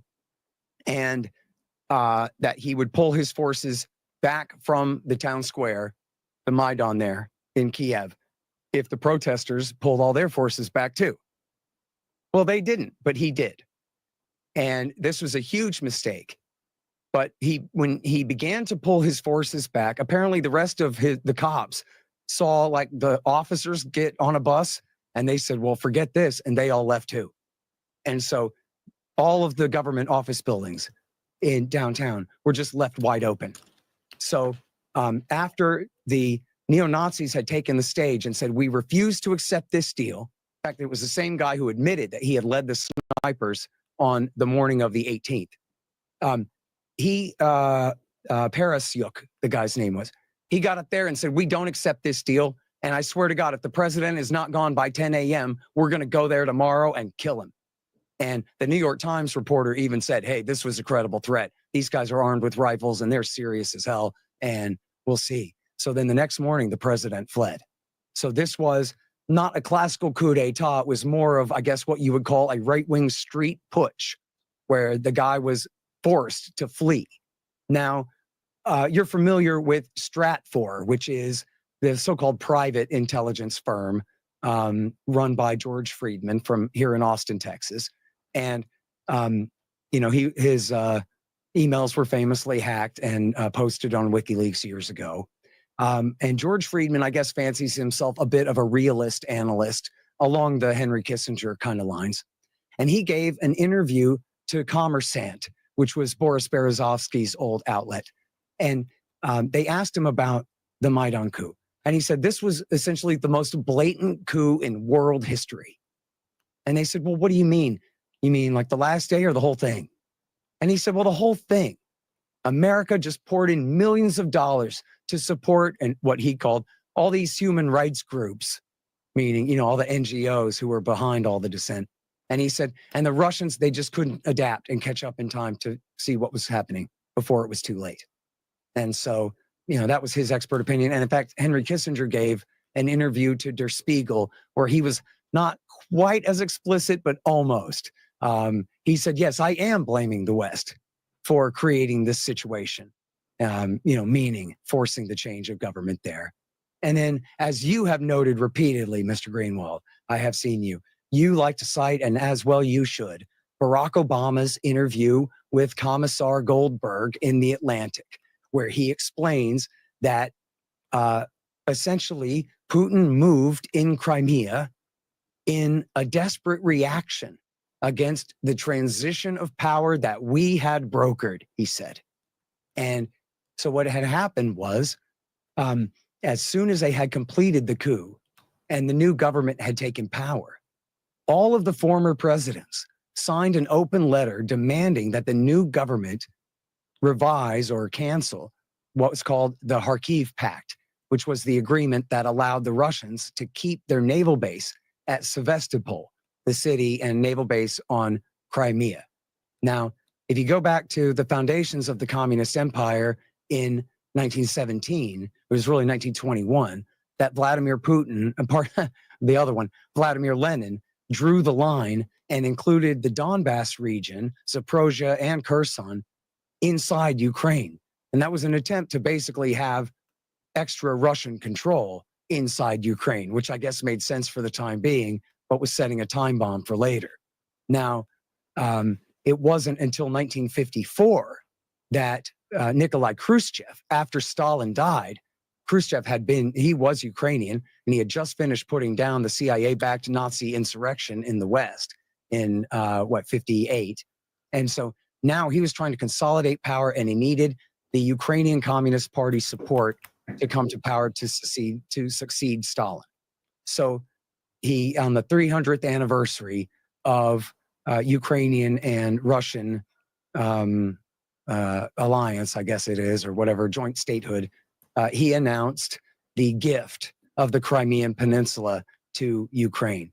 Now, at that time, it didn't really matter because everybody was just answerable to the Kremlin anyway. And the Crimean Peninsula was something like 65 or more % ethnic Russian. And so they were treated with a great degree of autonomy by Ukraine anyway. Now, the status quo had held. Ukraine declared independence, including Crimea, in 1991, after the failed commie coup in August of 1991, and firmly ratified it that December when the Soviet Union fell apart. And the status quo had held until Barack Obama and Joe Biden overthrew the government. And then the previous presidents threatened, now's the time to kick the Russians out of their only warm water, all year round warm water port there in the Black Sea, and direct access to the Mediterranean. And so this is the hugest issue. John McCain liked to misparaphrase Zbigniew Brzezinski, saying that with Crimea, Russia is a global power. Without it, they're a regional power. It's everything. It's their Navy's access to the Black Sea. There's no way in the world. In fact, Putin joked at the time, me and Ray McGovern used to laugh about this. Putin joked at the time, oh, the NATO sailors are great guys. But we just thought, when it's the holidays, we would rather that they come and visit us at Sevastopol rather than we go down there and visit them. So he was just saying, no, I'm not letting you have my naval base in no uncertain terms. And so then what he did was, in what's called a coup de main, one great big, not even battle, but they just essentially, the sailors and Marines went outside and stood on street corners and took over the Crimean Peninsula. Only 4 people were killed in the entire thing. But this caused a total freakout in Kiev. All this was supposed to work. It was supposed to be easy. If you listen to Newland and Pyatt on their intercepted phone call, we got to glue it. We got to stick it. We got to midwife it. We got to make it sail before Putin can react. We're going to get this done, as Gideon Rose said to Stephen Colbert on the old Colbert Report on the Comedy Channel, that we have to do this while Putin is distracted with the Sochi Olympics. And Colbert says, oh, look at the shiny medal, while we just basically take an entire country away from you. And Gideon Rose, this is the editor of Foreign Affairs magazine from the Council on Foreign Relations, says, yeah, that's right, Stephen. Basically, that's what we're doing. But the thing is, it's not working, right? Putin does have time to react, Olympics or not. And so now he's taking Crimea. And now when the people in the east of the country say, well, geez, if you guys can overthrow our democratically elected president twice, and you can just occupy government buildings and refuse to accept his governance, well, then we can do the same thing to you. And they started seizing buildings in the east. And people say this was all Russian sock puppetry, but these are the same people who say that everything in the West going on is completely organic when it happens in Kiev or Lviv, right? And there certainly was Russian influence here of some kind, but basically it was locals seizing government buildings in a mirror image of the Maidan movement. And then what did Kiev do? At the urging of Barack Obama and CIA director and Jabhat al-Nusra commander John O'Brennan, they launched a war, the anti-terrorist operation, and called in airstrikes and tanks and heavy weapons and started blowing people to hell. They launched a civil war against the people of their own country at American insistence. And the brand new, at that time, I believe Poroshenko had finally just been sworn in after the temporary government. And he said, the anti-terrorist operation will not last months. It will last days. It will last hours. Well, no, right? Like Operation Decisive Storm in Yemen that lasted for a decade, right? No, they launched a horrible, bloody war and it didn't work. And the Russians finally did intervene to a certain degree in August of 14 and in February of 15, and really beat the Ukrainian forces very badly. Oh, and this is where the Nazis come back in, is so much of the Ukrainian military was unwilling to participate in this. Many of them defected to the other side. And so when the Ukrainian military wasn't up for the fight, what'd they do? They called in the Nazis and they sent in what was called the Azov Battalion, which is made up of the Right Sector and C-14 and these other Nazi groups. And they went and committed the initial acts of violence against the protesters in the East, including just cold-blooded murders and war crimes, etc. Thanks for watching this clip from System Update, our live show that airs every Monday.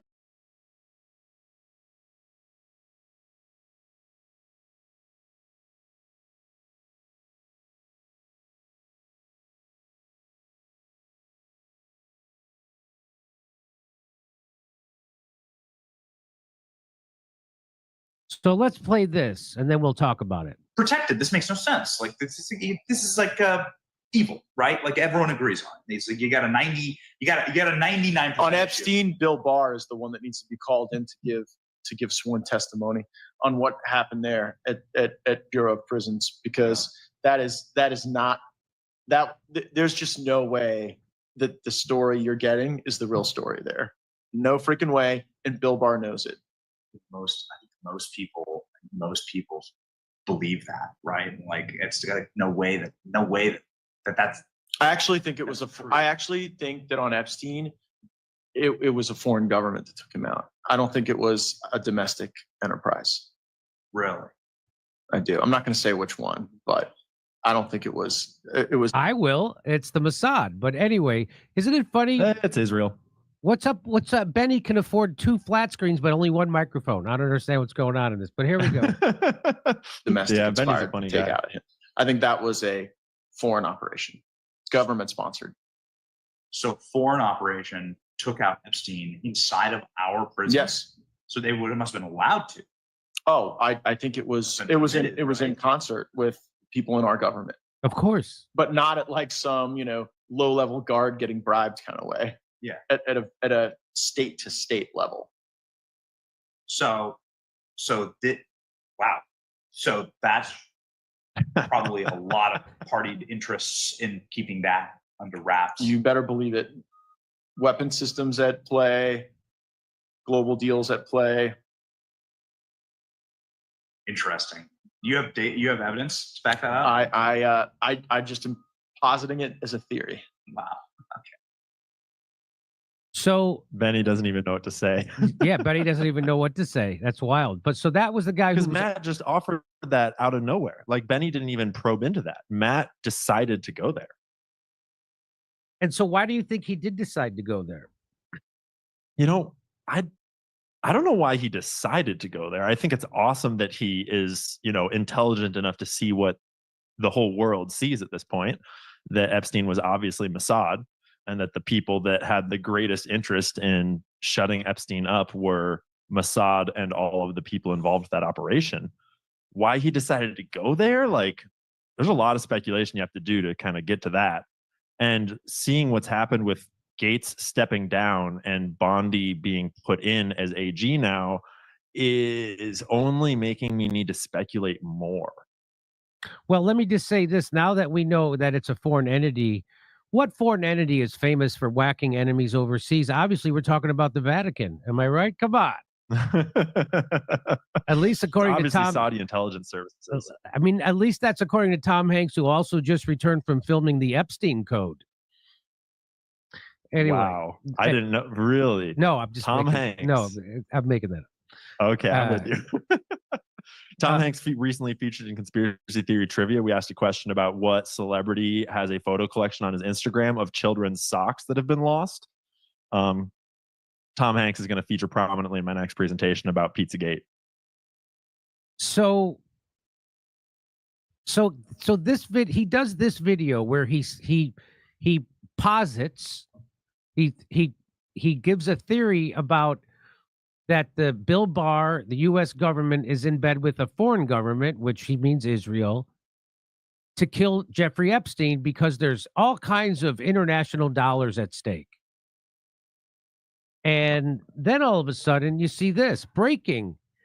An unidentified hacker has gained access to a computer file shared in a secure link among lawyers whose clients have given damaging testimony related to Matt Gaetz, the former Florida congressman who is President-elect Donald Trump's choice to be Attorney General. The file of 24 exhibits is said to include sworn testimony by a woman who said that she had sex with Mr. Gaetz in 2017 when she was 17, as well as a corroborating testimony by a second woman who said that she witnessed the encounter. Florida's age of consent is 18, so the act described above would be considered statutory rape. Well, first of all, why didn't the FBI indict him then? They leaked that they were investigating him for this. They leaked that, I think, back in 2021, that they were investigating for him. Why all of a sudden now does it take a hacker? So this tells me that the deep state was afraid that he was going to become the Attorney General and start making things public that they didn't want public. So they had to create a hacker. And what do you make of it, Ian? That's why you're here. Where have we heard this story before?